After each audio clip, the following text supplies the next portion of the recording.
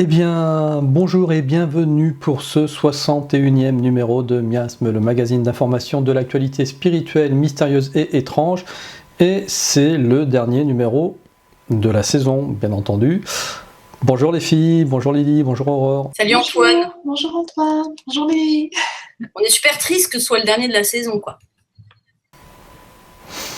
Ouais, mais il faut bien qu'on se repose, hein. T'as vu les cernes et tout. Puis en plus, ça va me permettre d'absorber tout ce retard que j'ai au niveau du montage. Tu sais que j'ai encore beaucoup d'émissions à monter. Et d'ailleurs, l'émission que l'on a tournée ensemble, Lily, avec Marie-Laure Stott, sera en ligne en septembre. Voilà. Super. Et alors j'en profite moi aussi pour dire aux gens quand même qu'Antoine il fait un travail de dingue, on se rend pas compte. Ça lui prend énormément de temps, hein. C'est quelqu'un qui travaille à côté aussi, donc je tiens à le signaler. N'hésitez pas à le soutenir, voilà, à participer notamment à Tipeee, parce que c'est ça qui va permettre aussi à Antoine de continuer à proposer cette chaîne, quoi. Voilà, il y a des belles choses et il mérite, quoi, quand même, le bougre. Alors c'est marrant que tu parles de Tipeee, et puis on s'était pas du tout... Ah non, tu me l'as pas demandé de le dire, hein, je le dis très spontanément. Hein. De toute façon, moi on me demande pas de dire des trucs, hein, soyons clairs. Non, c'est clair. On va pas te faire dire ce que t'as pas envie de dire, ça c'est évident. Ouais, non, voilà, c'est marrant que tu parles de Tipeee, parce que justement j'avais une grande annonce ce soir à faire concernant Tipeee. Vu que c'est la dernière de l'année, je voulais en profiter pour dire que je vais changer un petit peu mon fusil d'épaule, ma vision des choses. C'est vrai qu'aujourd'hui, je réservais, on va dire, l'intégralité des émissions Tipeee qu'aux tipeurs, à ceux qui font des dons. Et il y a eu un certain nombre de reproches qui, avec le recul, étaient peut-être fondés, voilà, en disant que tout le monde ne peut pas forcément donner et pourtant ont envie de participer. Et puis c'est aussi une remarque qu'a faite Ludovic Richet, hein, de Arcana TV. Il ne m'a pas faite directement, donc quand lui a parlé de son Tipeee, de son émission, où il dit que l'information doit rester effectivement libre à tous et gratuite. Et finalement, je vais revenir là-dessus et je vais ouvrir le Tipeee. En tout cas, les émissions qui étaient dédiées à Tipeee, je vais les ouvrir à tous. Et je vais compter, je vais vous faire confiance. Voilà, c'est tout simplement ça. Je vais vous faire confiance, je vais compter sur vous, sur le fait que vous ayez envie de continuer à faire vivre Miasme TV, de continuer à aider nos intervenants, hein, réguliers, à qui je reverse la moitié des dons. Donc moi aussi je fais des dons à mes intervenants pour qu'ils puissent acheter du matériel, investir, s'améliorer, etc. Voilà, je vais vous faire confiance et puis je vais vous laisser l'accès complet à toutes ces émissions, et si les émissions vous plaisent, vous n'hésitez pas, vous donnez, ne serait-ce que à partir de 2 euros. Alors on peut même donner à partir de 1 euro, mais 1 euro, il y a Tipeee qui garde quasi 50% de la somme, donc ça sert presque à rien, on va dire. Mais voilà, à partir de 2 euros, vous participez comme ça à la chaîne, et puis on continuera à mettre en place au moins les remerciements des tipeurs en fin d'émission, parce que voilà, quand même faire un petit geste. Et puis on verra où est-ce que ça nous mène, hein. On met... Si je peux me permettre juste de dire aussi que c'est pas parce qu'on n'a pas d'argent qu'on peut pas aider. En fait, les gens ne se rendent pas compte que partager une vidéo, par exemple, en parler à ses amis, on a tous un réseau à un moment donné, donc on peut aider de cette manière-là. Parce que la visibilité, c'est ça qui compte. Tu l'as très bien dit, et je trouve ça très courageux de ton choix, parce que comme je le disais tout à l'heure, Antoine, il faut vraiment se rendre compte de tout ce que ça représente en termes de travail. Parce que les émissions, elles sont montées quand même aussi, tu vois, pour éviter que ce soit trop chiant quand on est trop long. Et c'est important. Et donc, il faut le soutenir. Et si c'est pas avec de l'argent, ok, des fois 2 euros, même 2 euros, on ne les a pas. Très bien. Mais par contre, on a au moins la possibilité sur Facebook, sur Twitter, sur YouTube, sur tout ce que vous voulez, de Google+, et tous les médias sociaux à notre disposition, de partager ces contenus. Voilà, d'en parler, de les rendre visibles. Et ça, c'est une très bonne manière d'aider. Voilà. Voilà, tu as tout à fait raison. Donc dans tous les cas, vous pouvez nous aider de diverses façons, voire même... pourquoi pas nous aider à faire du montage, hein. j'ai Yannick qui participe dans l'ombre. Et je voulais vraiment le remercier ce soir aussi officiellement parce qu'il m'a aidé à pas mal monter d'émissions et à résorber ce fameux retard que j'avais, parce que je ne manque pas d'idées, je ne manque pas d'envie, mais à un moment donné je manque cruellement de temps. Voilà. Et d'ailleurs, en parlant de temps, la première émission publique de Tipeee sera à partir du mois prochain. Et si on parlait vraiment d'ufologie, sur le voyage temporel. Voilà, c'est aussi une petite transition par rapport à ce manque de temps.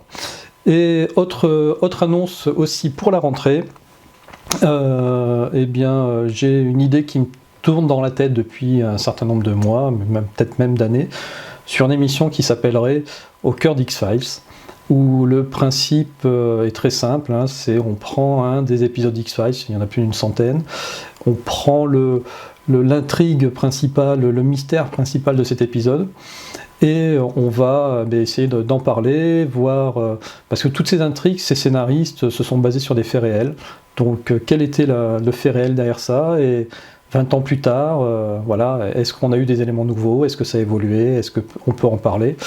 Et pour ça, j'ai besoin de gens qui auraient envie de participer à ça, parce que derrière, il y a un travail d'enquête sur le fait, il y a après l'émission à monter, etc. Donc alors je peux déjà vous annoncer qu'il y a 3 personnes qui vont participer à cette émission, mais plus on sera de fous, et puis finalement, plus j'aurai la possibilité, cette émission, de la rendre peut-être hebdomadaire, parce que plus de 100 épisodes X-Files, ça fait déjà quasi 2 ans d'émission, ce serait déjà pas mal. Voilà, et ça c'est un des projets que j'ai parmi tant d'autres, et les autres arriveront au fur et à mesure, et des moyens et du temps que j'aurai pour le faire. Voilà ce que je voulais vous dire pour conclure ces 61 numéros de miasme que l'on a monté et amélioré au fil et à mesure du temps, grâce à vous. Voilà mesdames. Bon, bien ce soir, on va recevoir dans quelques instants Rudy Jacquier pour son nouveau livre. Lui, on l'avait invité il y a 1 an pour son premier livre. On est partenaire de son livre et on le remercie pour ça aussi. Nous allons aussi recevoir Véronique Cardranvat pour le premier salon du livre des phénomènes inexpliqués qui se passe en Bretagne. Aurore, Lily, bien entendu. Et une petite surprise à la fin de l'émission, quelqu'un que vous connaissez bien et qui est venu nous faire son petit coucou avant de partir en vacances comme nous tous. Voilà. Ouais. Eh bien, mesdames, je vous propose d'accueillir Rudy Jacquier. Bonsoir Rudy. Salut, ça va ? Écoute, ça va très bien, ça nous fait vraiment très plaisir que tu sois là. On va dire presque 1 an, quasi 1 an jour pour jour.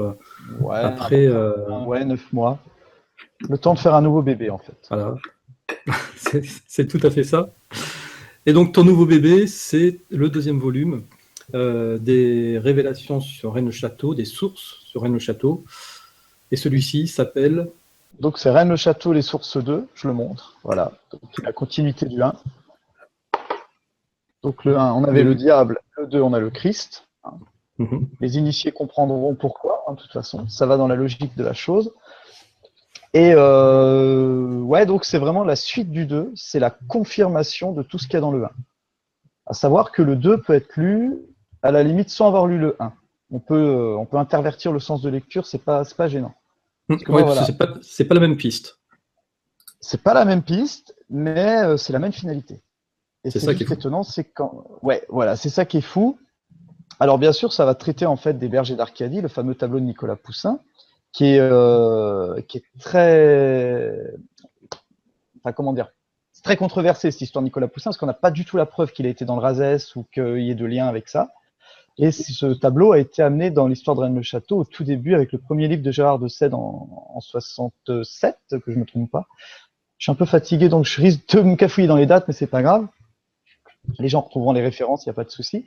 Et le tableau des bergers d'Arcadie, on prétend que Saunière aurait ramené une copie du Louvre à Rennes-le-Château. Voilà. Et tout le monde s'est cassé un peu les dents sur ce tableau en disant est-ce qu'il est codé, est-ce qu'il n'est pas codé. Et moi, ouais, jusqu'à présent, moi, j'y croyais pas plus que ça. Et c'est vrai que dans le premier bouquin, je le mets de côté, j'en parle pas. Enfin, j'en parle très peu en disant que de toute façon, c'est pas une source authentique dans le sens qu'on n'a pas le lien avec Rennes-le-Château, donc je ne la traite pas. Même dans les émissions que j'ai pu faire, j'ai dit que les bergers d'Arcadie, je ne traiterai pas. Puis du coup, par rapport aux découvertes que j'ai pu faire par rapport au premier bouquin et par rapport à l'aventure donc, que j'ai vécue avec mes amis, les découvertes ont fait qu'il y avait vraiment quelque chose avec les bergers d'Arcadie, sans vouloir plus y croire que ça. Il se trouve que le premier bouquin a quand même permis à énormément de gens de me contacter, m'amener des pistes et tout. Et beaucoup de gens m'ont dit, mais non, il faut que tu bosses sur les bergers d'Arcadie, il y a quelque chose, il y a quelque chose. Puis moi, dans un coin de ma tête, je savais ce qu'on avait déjà trouvé la première fois. Et en fait, j'ai fait par analogie. C'est-à-dire, je suis parti du principe que les bergers d'Arcadie étaient liés à l'affaire. Je suis parti du postulat qu'il était lié, si tu veux. J'ai pas fait l'inverse. C'est-à-dire que dans le premier bouquin, j'avais des sources authentiques qui étaient sûres, donc je pouvais partir dessus parce que je savais qu'elles étaient liées à l'affaire. Et il n'y avait pas de problème là-dessus. Et là, les bergers d'Arcadie, j'ai travaillé à l'envers. Et suite, je vais pas en raconter trop, mais du coup, ouais, ils se décodent complètement. Et quand on déroule le fil, le résultat, il est assez époustouflant, on va dire. Oui, non, mais tu vas pas en raconter trop là maintenant, parce que c'est vraiment le livre de l'été à absolument avoir avant de partir en vacances. Ça pose un énorme problème, en fait. C'est que ce tableau, maintenant, par rapport à la démonstration que j'en fais, puisque là, on est carrément sur du... Bon, il y a le décodage du tableau en lui-même en 9 étapes, hein, qui va te permettre d'arriver à un point précis.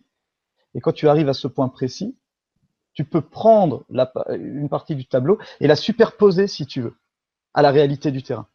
Tu peux superposer l'image, tout est dans le bouquin, donc de toute façon, c'est visible. Et même dans les 2 petits teasers que j'ai créés, là, que j'ai mis sur ma chaîne YouTube, que tu pourras mettre en bas de ta vidéo, il n'y a pas de souci, je te donnerai les liens. Tu fais une transparence et c'est la même chose.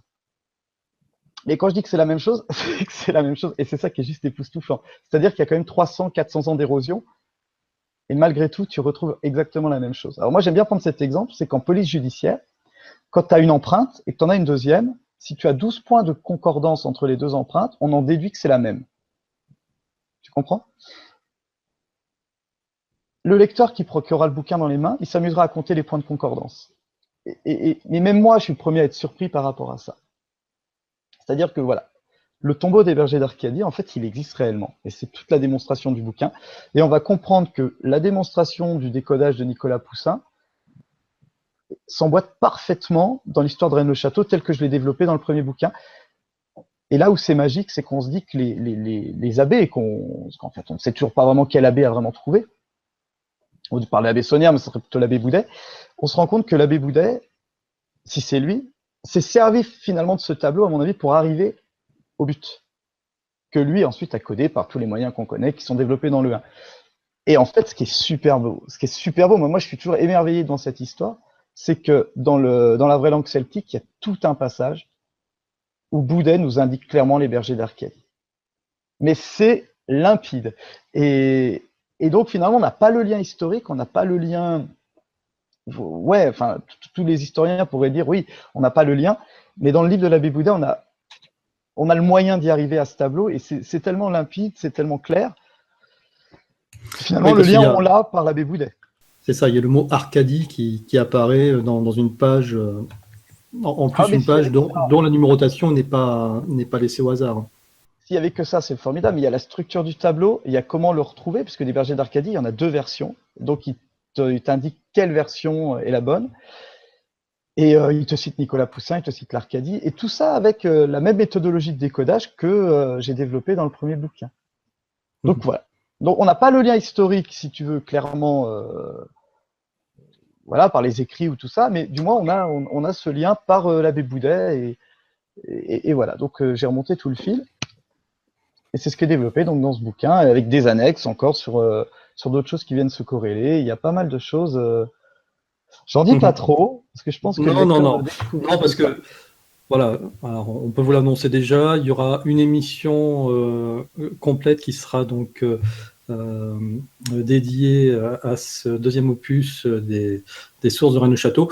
T'en feras comme l'année dernière d'ailleurs, hein, t'en feras une chez Nurea et puis une sur Miasme TV. Alors, on va faire sur Mias, mais c'est prévu aussi sur les sentiers du réel parce que du coup, il y a des petites surprises. J'en dis pas trop parce que entre temps, il va y avoir tout le cycle des conférences à Rennes-le-Château pendant le mois d'août. Donc, je t'ai donné l'affiche, hein, je pense que tu l'as. Moi, je donne une conférence là-bas, donc je vais revenir sur le 1, je vais introduire le deuxième. Et là, ça va être exceptionnel parce que là, il y aura plein d'autres chercheurs, il y aura des anciens, il y aura le public qui est vraiment connaisseur. Donc, c'est un peu un baptême du feu. Mais d'un côté, je pense que Rennes-le-Château doit bien. Enfin, un peu. Enfin, Donc, alors, au mois d'août, le samedi 12 août, ça se passe à Rennes-le-Château. C'est le centenaire de Rennes-le-Château organisé par non, de la mort de la l'association. Bessonnière. Oui, pardon. De la Bessonnière et pas le Rennes-le-Château, c'est centenaire plus vieux que de ça. Rennes-le-Château. Tout à fait. Organisé par l'association Terre de Radé. Et de la Gazette de Rennes-le-Château. C'est Et les de la deux Gazette associés. de Rennes-le-Château, voilà, avec notre copine Chris Arkis qui s'occupe de Tout à ça. fait. Donc, il y aura toi, il y aura Philippe Brunel, Anna-Maria Mandelli. Alors, Gino Sandri, qui était le secrétaire de Pierre Plantard, donc c'est quand même pas rien. Et puis il y a André Goudonnet, Jean-Michel Pousse, qui sont des super types. Moi, je les ai rencontrés au mois de janvier. Bon, bah voilà, moi j'arrive, ils me connaissent pas, ils avaient lu le bouquin. Un petit peu, un peu comme des chiens qui se regardent au départ. Puis en fait, ça s'est super bien passé. C'est des mecs adorables. Et c'est joli parce qu'ils ont tous quelque chose, ils ont tous leur aventure, ils ont tous des éléments. Mais moi, ce que j'ai un peu regretté, c'est qu'ils ont énormément de choses et ils le gardent pour eux. C'est leur choix. Hein. Moi, j'ai pas fait ce choix-là. Moi, j'ai fait le choix de tout dire. Tout ce que j'ai, je le publie. Bah, écoute, tu sais quoi, je dirais que c'est un peu le travers des vieux chercheurs à l'ancienne, qui gardent toutes les informations pour eux, qui en parlent mais qui ne veulent pas donner des preuves. Et puis c'est vrai qu'au bout d'un moment, c'est un peu pénible alors, je suppose que c'est par peur de se faire spoiler, de se faire détourner leur recherche, etc. Et puis, tu es la preuve vivante qu'au final, en parler sur la place publique, dans des web TV, etc., tes travaux, ils sont pas détournés, ils sont bien rattachés à tes trouvailles à toi. Ah non, Donc, non, il n'y a absolument pas de problème là-dessus. Moi, on m'a rien. Puis même quand bien même on prendrait mes travaux pour faire d'autres travaux, je veux dire, justement, si ça permet de faire avancer encore plus le truc, c'est tout bénef, je veux dire, pour l'histoire. tout à fait. Donc, je vois vraiment pas.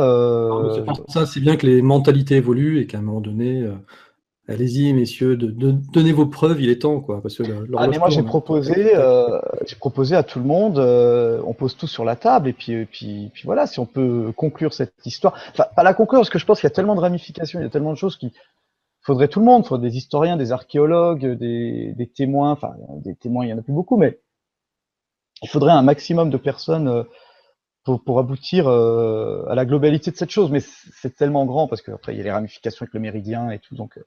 Mais pourquoi pas? Je veux dire, voilà, à partir du moment où il y a des éléments qui sont probants, vérifiés, vérifiables, étayés, je veux dire, voilà, il faut les prendre en compte et éliminer tout ce qui est fake et garder tout ce qui est valable. Et il faudrait faire une sorte de collège, mais il y a tellement de guerres d'ego que c'est compliqué. Mais c'est dommage parce que derrière, c'est le public. C'est pour le public qu'on fait tout ça. Puisque finalement, nous, moi, ce qu'il y a dans mon bouquin, je le sais. Ah non, mais le but, c'est de le partager, de faire avancer les choses, la vérité, de toute façon. Mais c'est bien, voilà, tu as la bonne mentalité, c'est bien Ah, que j'essaye, du moins. c'est bien que des petits jeunes, voilà, remontent l'exemple. La nouvelle Oh, maintenant. génération, oui, je sais que tu es plus si jeune que ça, mais la nouvelle génération par rapport aux vieux barbus, voilà, qui donne l'exemple. Il y a En des tout très cas, bons vieux barbus parce que je rappelle que c'est Charlie Sanson qui l'a fait la préface de mon premier bouquin et il a juste 90 ans et c'est un mec d'une ouverture exceptionnelle et c'est un mec avec un cœur énorme et donc ça prouve vraiment bien que tu peux avoir 90 ans, avoir la jeunesse dans la tête et être passionné et donner un coup de main aux plus jeunes et pas être fermé. Il est pas fermé, Charlie, bien au contraire. Et c'est ça. Donc, tu vois, voilà. C'est pas tout le monde. Moi, je veux pas mettre tout le monde dans le même panier. Puis ces vieux chercheurs, ils nous ont quand même balisé le terrain. On peut pas non plus sans eux, ce que moi j'ai pu faire, j'aurais jamais pu, puisque c'est quand même eux qui ont quand même tracé le sillon. Donc on leur doit tout. Mais c'est un peu compliqué en ce moment de leur faire accepter qu'une autre vision, un autre élan puisse arriver à quelque chose. Pour eux, c'est un peu leur histoire qu'à eux, si tu veux. C'est comme leur coin à champignons. S'il y a un mec qui vient, pas content. Et moi, ça m'énerve, ça. Parce que moi, à la base, je suis un passionné, après, je suis un lecteur, et puis après, j'ai fait des découvertes, donc après, je suis devenu auteur. Là, je vais finir conférencier, tu vois, grosse consécration. Et après, je rentre chez moi. Après, c'est fini, on ferme la porte, on fait autre chose. Ouais, et... il a dit ça l'année dernière.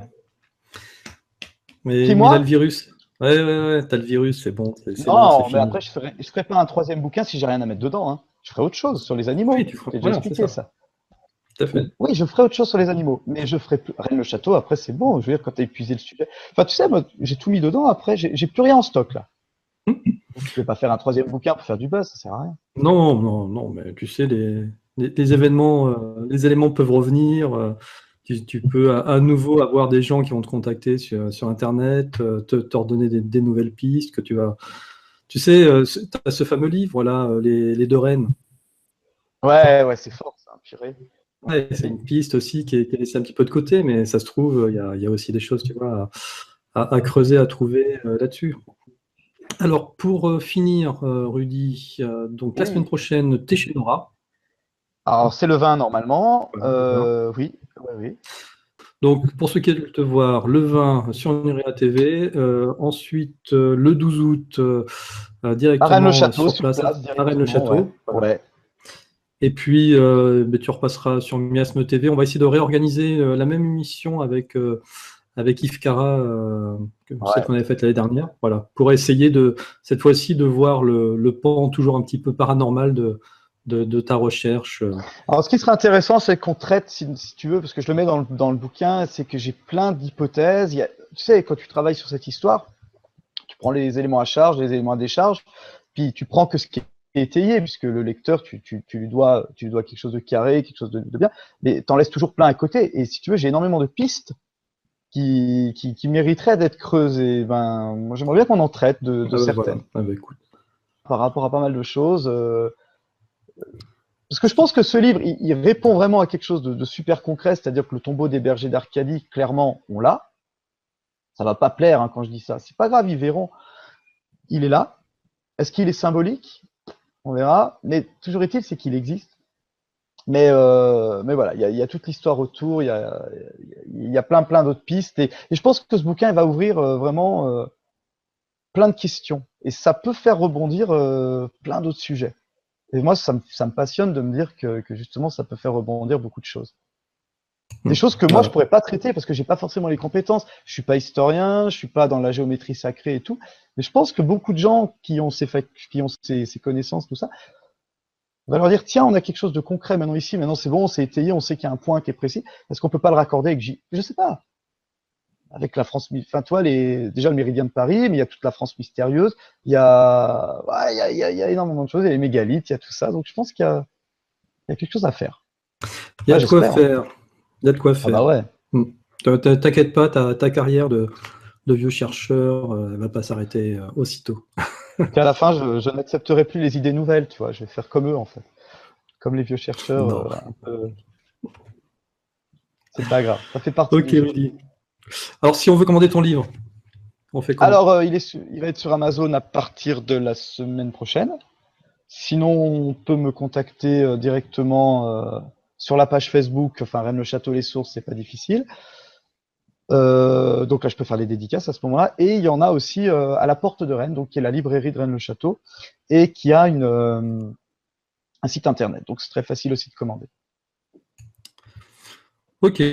Bon, mais écoute, voilà. Vous savez, si vous ne saviez pas quoi lire cet été, c'est le 2e volume et le premier si vous ne l'aviez pas. Alors le premier est en rupture, quasi rupture, et j'en réimprime pour le 31 juillet. Donc s'il n'y en a pas jusqu'au 31 juillet et que les prix flambent sur Internet, n'achetez pas, attendez la réédition au 31 juillet, et là vous aurez le prix normal, il n'y aura pas de problème. Ok Rudy. Bon, bah, écoute, je te remercie en tout cas d'être passé faire la promotion de ton livre qui vient de sortir, il est tout frais, tout neuf. Et puis je te souhaite de bonnes vacances et on se dit à la rentrée. Eh ben, à toute l'équipe, pareil. Merci. Alors, avant de passer à la suite avec Aurore qui va nous présenter Doctissimo, le fameux site web qui s'est importé en revue magazine que vous pouvez retrouver maintenant chez votre marchand de journaux, je voulais juste juste faire un petit coucou à Lily de la part de Christophe Tétu, qui est quelqu'un qui répond assez régulièrement, qui fait des commentaires assez régulièrement sur les vidéos YouTube, et que j'ai rencontré au dernier dîner OVNI de Rouen avec Margret et Victor de Guérande.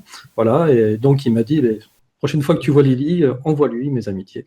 Voilà, pour une fois, c'est fait en direct. Génial, bah moi aussi je lui renvoie mes amitiés. Voilà, c'est marrant, le monde est petit. Ah oui, c'est ça.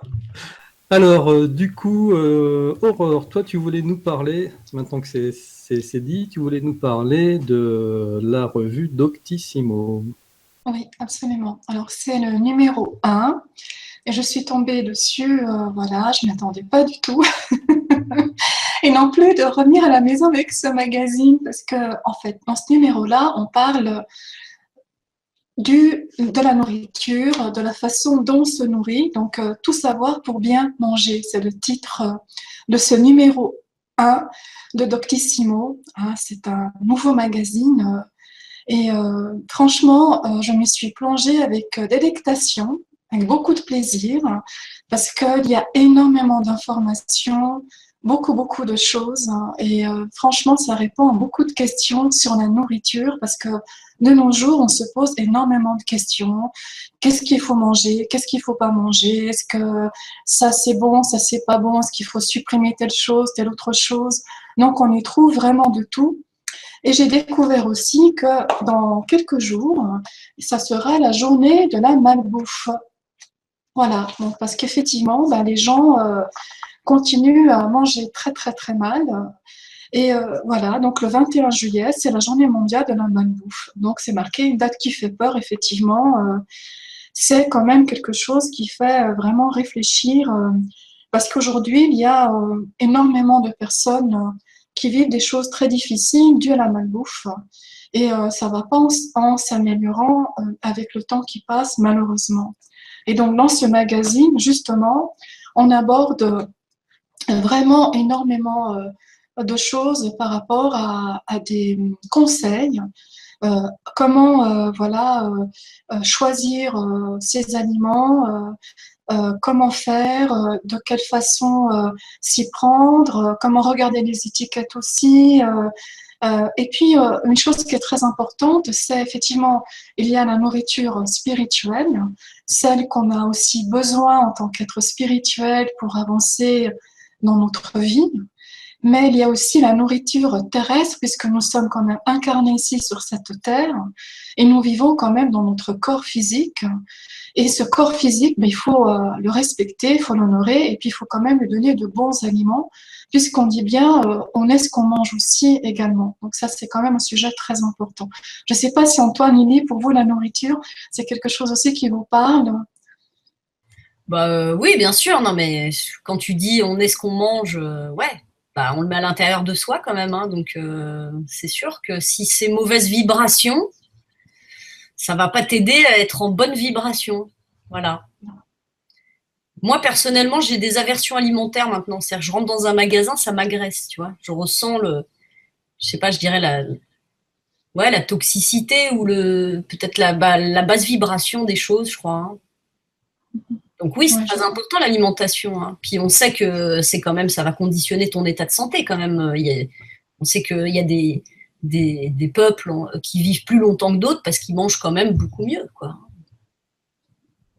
Par ailleurs, l'industrie a créé des produits qui n'existent pas dans la nature. C'est-à-dire qu'en réalité, on s'est rendu compte que ce qui rend les gens addicts, c'est d'associer la graisse et le sucre. C'est-à-dire que le gras et le sucre, quand tu les mélanges, en fait, ton cerveau, il ne sait plus décoder ce que tu manges et il ne sait plus juger la quantité. Alors que quand tu manges du gras sans sucre ou du sucre sans gras, ton cerveau, à un moment, il a eu sa dose et il te dit, il sature, tu vois. Alors que les produits qui mélangent les deux, ton cerveau, il ne sait plus juger, tu vois. Et c'est vrai pour les autres animaux. Ils ont fait des tests sur les souris là-dessus. Ils se sont rendus compte que dès qu'on mélangeait ces deux choses, comme ce n'était pas dans la nature, ton cerveau n'est pas programmé pour estimer la juste quantité, tu vois. C'est pour ça qu'on devient addict de ces trucs-là et qu'on se dit que c'est les trucs les meilleurs, alors qu'en fait, c'est les pires pour nous, tu vois. D'où mon addiction au Nutella, en fait. Exactement. Moi, je te conseille plutôt que du Nutella, pardon, mais il y a plein de Nutella alternatifs qui coûtent 10 fois plus cher, mais qui sont 10 fois meilleurs quand même. Oui, c'est vrai, c'est tout à fait vrai, Lily. Alors, arrête de manger du Nutella, Antoine, s'il te plaît. Ouais.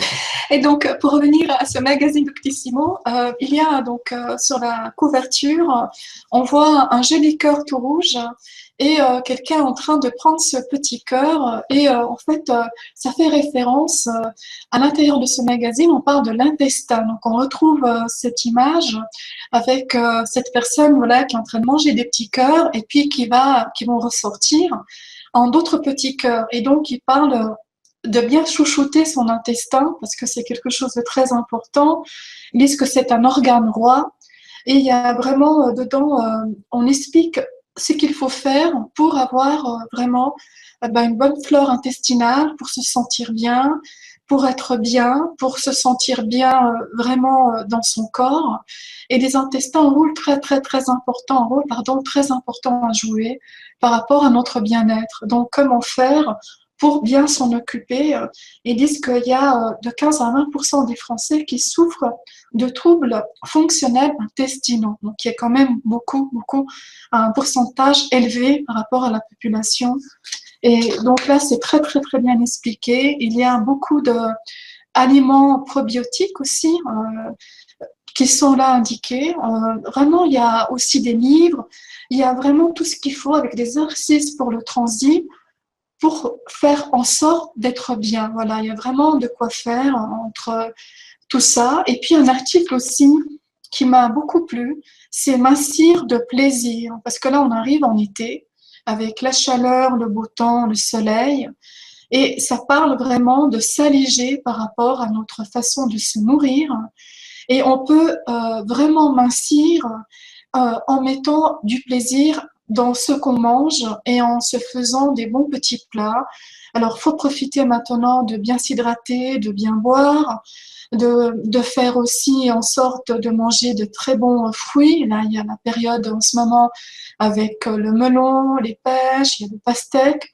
Ça vaut vraiment la peine de prendre le temps aussi de bien choisir ses fruits, ces légumes, de prendre le temps aussi de se poser, de s'arrêter, parce qu'on est en été, on a un peu plus de temps à notre disposition. Les vacances le permettent, donc c'est se poser, mettre de côté les plats industriels, les bannir complètement de notre alimentation.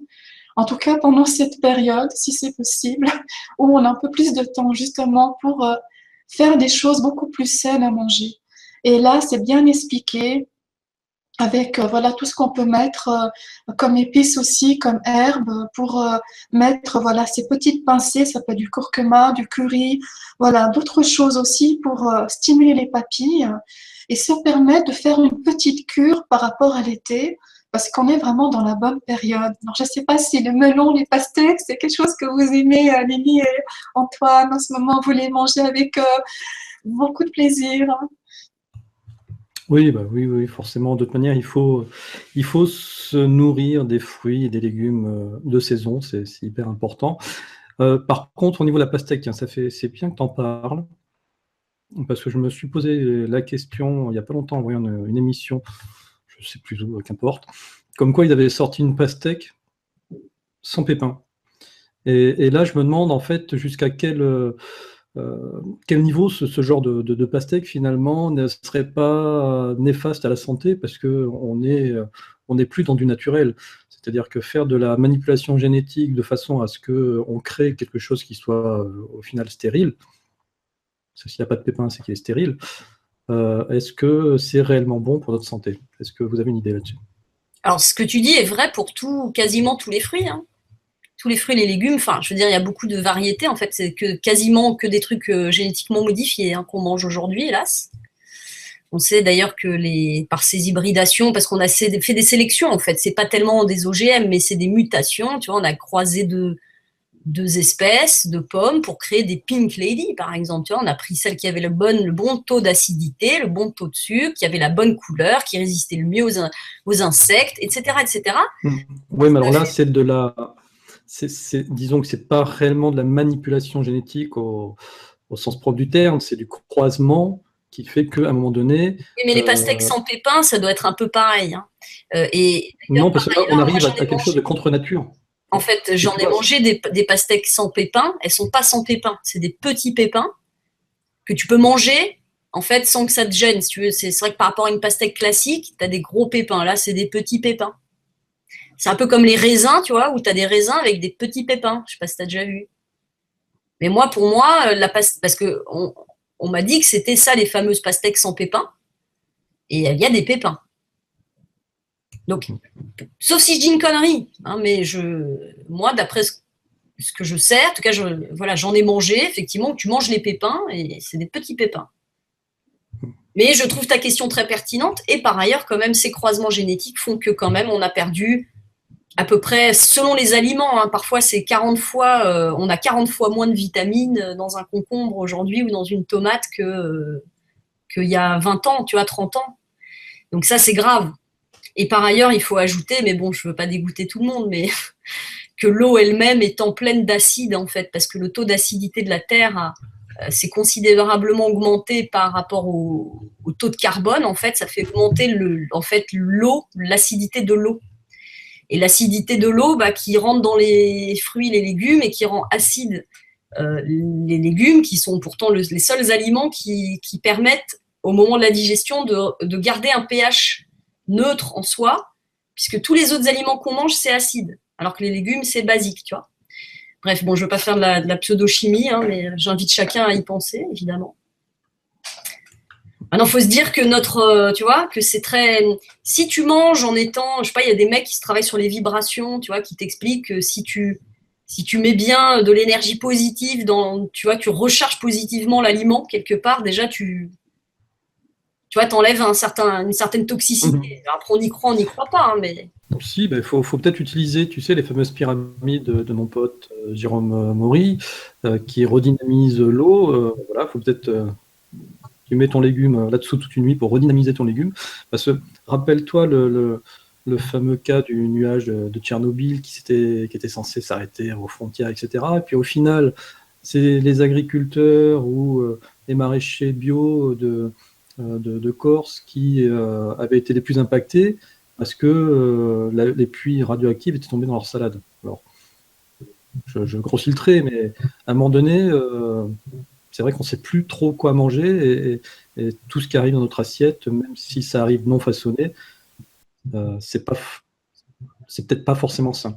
Donc il y a peut-être un passage à faire avec un système qui permettrait effectivement de tout nettoyer, de tout désintoxiquer avant de consommer. Mais on est foutu, on mange trop de toute manière. De toute façon, voilà, soyons clairs, on a niqué la planète. Hein. Enfin, je veux dire, il faut dire la vérité. Hein. Donc, tu manges du poisson, il est hyper toxique. Le thon, tout, en fait, tout est toxique. Le saumon, c'est le produit le plus toxique aujourd'hui, tu vois. C'est terrifiant, évidemment, mais bon, effectivement, moi, je pense que, tu sais, c'est un petit peu comme sur les paquets de cigarettes. Il y a des avertissements pour te dire que tu vas crever en fumant. Bon, si à chaque fois que tu fumes, tu y penses, et que tu dis, je vais crever, tu vois, tu accélères ton cancer, quoi, quelque part. Donc, je pense que le rayonnement, la joie, on sait quand même que le stress joue un rôle important, tu vois. Donc, quand Aurore nous dit effectivement de prendre ces moments-là pour aller vers le plaisir, je pense que c'est ça la clé aussi, c'est que pour survivre à autant d'agressions, alors évidemment, il y a des remèdes bio, je suis pas une experte là-dedans, mais il y a plein de gens qui t'expliquent en prenant du charbon ou d'autres trucs, en faisant des cures, tu peux éliminer quand même des toxines. Mais on sait que, par exemple, pour l'aluminium, tu vois, il y a des gens, ils ont fait des études sur le cerveau, ils se sont rendus compte qu'on avait des billes, enfin, il y avait des microbilles d'aluminium qui se baladaient dans notre cerveau, tu vois. Je veux dire, bon, ça, tu pourras rien faire, mais qu'est-ce qui va faire que, effectivement, ça va se déclencher chez toi? Il y a peut-être quand même aussi là à travailler, pour le coup, sur le seul truc qui nous reste, c'est-à-dire nous-mêmes, tu vois, faire en sorte que on essaye d'évacuer le plus possible, en tout cas, la pression, tu vois. En tout cas, je voulais citer une citation d'Hubert Aquin. Attention, vivre tue. Voilà. Et donc, justement, j'aurais voulu peut-être rajouter, de par mon propre expérience, quand moi je vais choisir des fruits et des légumes, parce que j'adore manger des fruits et des légumes, je me laisse vraiment porter par mon corps. Ça veut dire que je vais passer devant des fruits et des légumes et je vais laisser porter par ce qui va me pousser à aller plus vers un fruit qu'un légume. J'écoute vraiment mon corps, parce que notre corps nous parle tout le temps, tout le temps, tout le temps. Malheureusement, c'est pas forcément toujours l'écouter.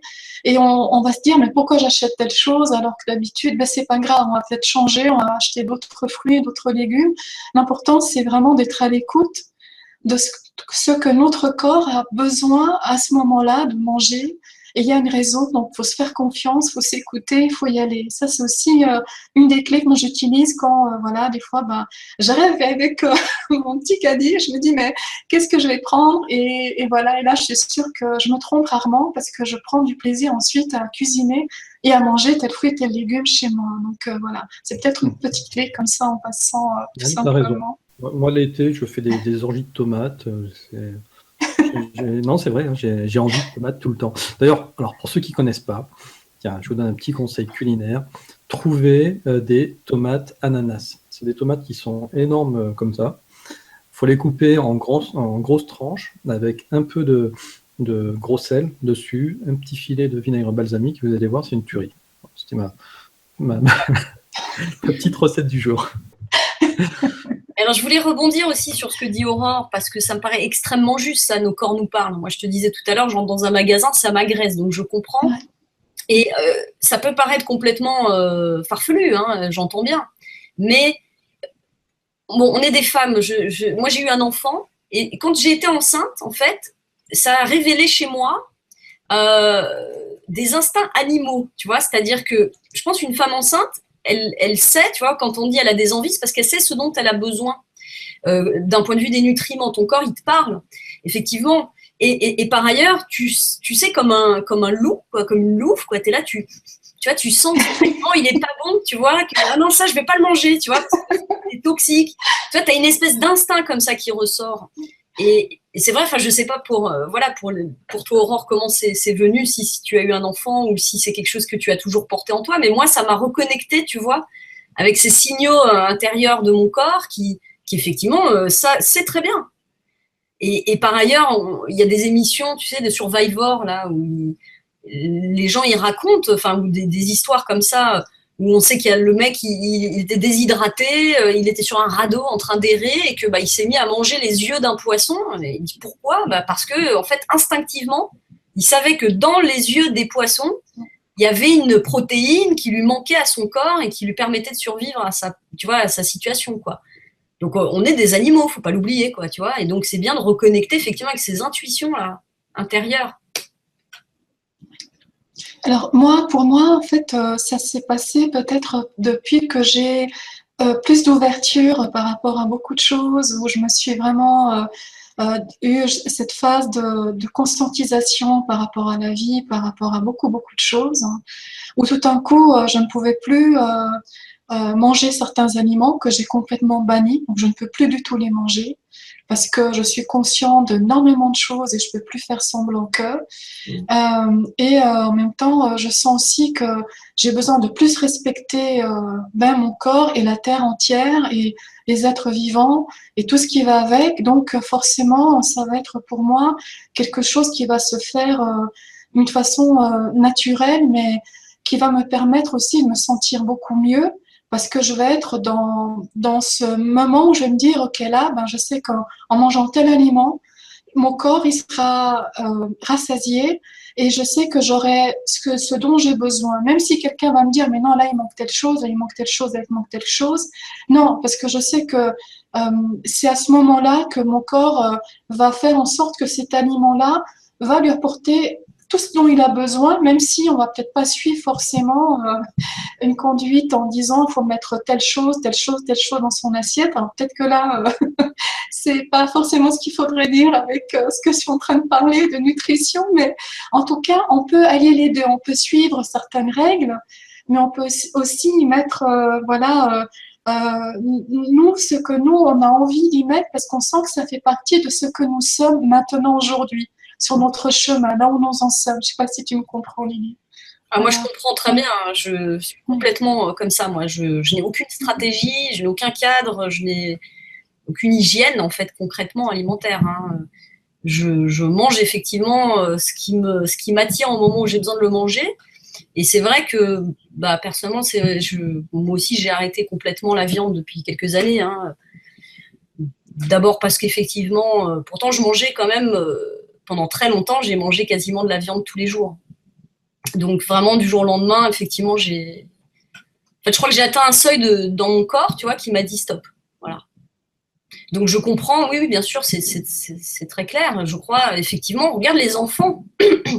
Les enfants, en fait, si nous, on n'est pas en train de leur dire mange ci, mange ça, ils s'écoutent et ils prennent exactement ce dont ils ont besoin.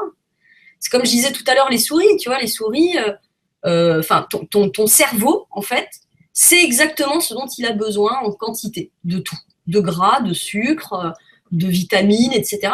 Et effectivement, reconnecter ça, cette connexion-là, cette communication avec notre corps, et on parlait de la maladie, tu vois, qu'on développe ou pas en fonction aussi de son niveau de stress, etc. Mais c'est vrai que ton corps, la maladie, le mal a dit. Hein, c'est ce qu'on dit dans la médecine chinoise. Donc, ton corps te parle. À chaque fois que tu as un symptôme, bah, c'est le signe de quelque chose. C'est ça que ça veut dire, symptôme. Tu vois, Et donc, voilà, il faut entendre ce message-là qui nous est porté par nos corps, hein, je pense. Voilà, on a cette capacité. C'est juste qu'on est devenu très lointain de l'animal. Enfin, tu vois, on a pris tellement de distance qu'on a oublié quand même ces choses-là qui sont présentes chez toutes les espèces, en fait. Hein. Je sais pas, les vaches, les chiens, ils ne font pas de régime, tu vois, ils n'ont pas besoin de faire de régime. Donc, ça doit nous interroger quand même sur cette relation qu'on a à la nourriture. Et effectivement, plus c'est fabriqué, détourné, industriel, plus ça parasite, en fait, la lecture de ton corps, quoi. Oui. Oui, complètement. Oui. J'ai quand même connu un ou deux cochons qui en auraient eu besoin de régime, mais bon, ça c'est... Oui, parce qu'ils sont nourris par les hommes. Un sanglier dans la nature, tu vois. Oh, c'est des belles bêtes quand même. Ouais, mais est-ce que c'est pas son juste poids? J'en sais rien, tu vois. C'est pas faux. Ok. Bon, en tout cas, Aurore, c'est encore une très belle trouvaille que tu nous as faite là. Alors, je tiens juste à faire une petite précision parce que tout à l'heure, j'ai dit que c'était une revue sortie, éditée par le site Doctissimo, et en réalité, j'en sais strictement rien parce que pendant la discussion, je me suis rappelé que Doctissimo avait déjà sorti une revue en 2013. Et en farfouillant un petit peu sur le net, j'ai l'impression qu'il y a plusieurs revues qui s'appellent Doctissimo, comme par exemple, il y a Le Monde qui a sorti une revue en collaboration avec le site Doctissimo au mois de mars 2017. Donc c'est un petit peu nébuleux tout ça. En tout cas, ça s'appelle Doctissimo, le magazine. Oui. Mais par contre, voilà, je ne sais pas si ça a été édité ou pas par le site web Doctissimo. Alors, moi, je voulais juste peut-être donner une précision. C'est bien marqué sur l'édito, la première page. Hein, c'est un nouveau magazine pour prendre soin de soi et de ceux qu'on aime. Et le numéro 2, on va parler d'un sujet complètement différent dans le numéro 2, qui va parler des médecines naturelles et alternatives. Donc, c'est tout savoir dans le prochain numéro qui sort le 31 août, toujours du magazine Doctissimo. Et c'est phytothérapie, aromathérapie, homéopathie, hypnose. C'est vraiment tout sur les médecines naturelles et alternatives. Donc, ça va être aussi un numéro certainement très intéressant, ce numéro 2. Et à la fin du magazine, celui-ci, avec ce dont on vient de parler avec la nourriture, il y a énormément de recettes très sympathiques. Donc, ça vaut la peine d'aller regarder à la fin toutes ces jolies recettes. Voilà. Ouais, j'adore. S'il n'y a pas de recette à la fin d'un magazine, c'est pas un bon magazine. C'est pas un bon magazine. Ça, j'avais compris, Antoine.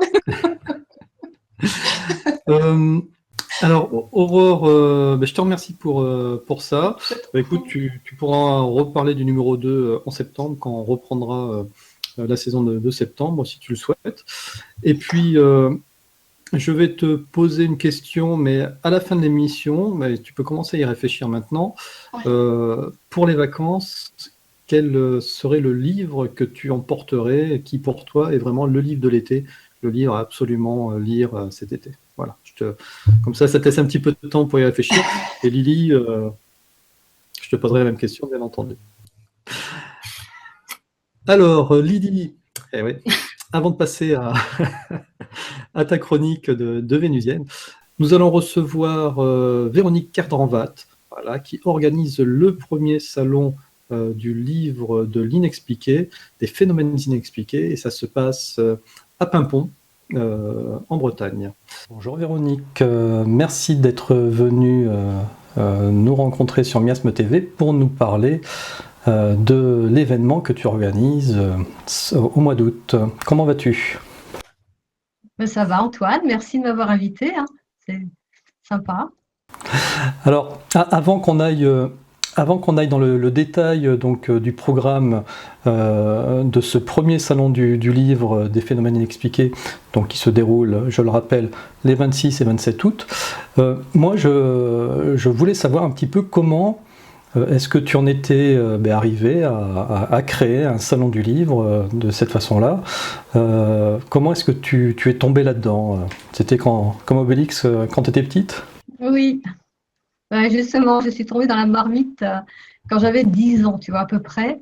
Donc, j'ai toujours été, en fin de compte, attirée par les phénomènes inexpliqués, puisque j'ai été contactée un petit peu par les esprits.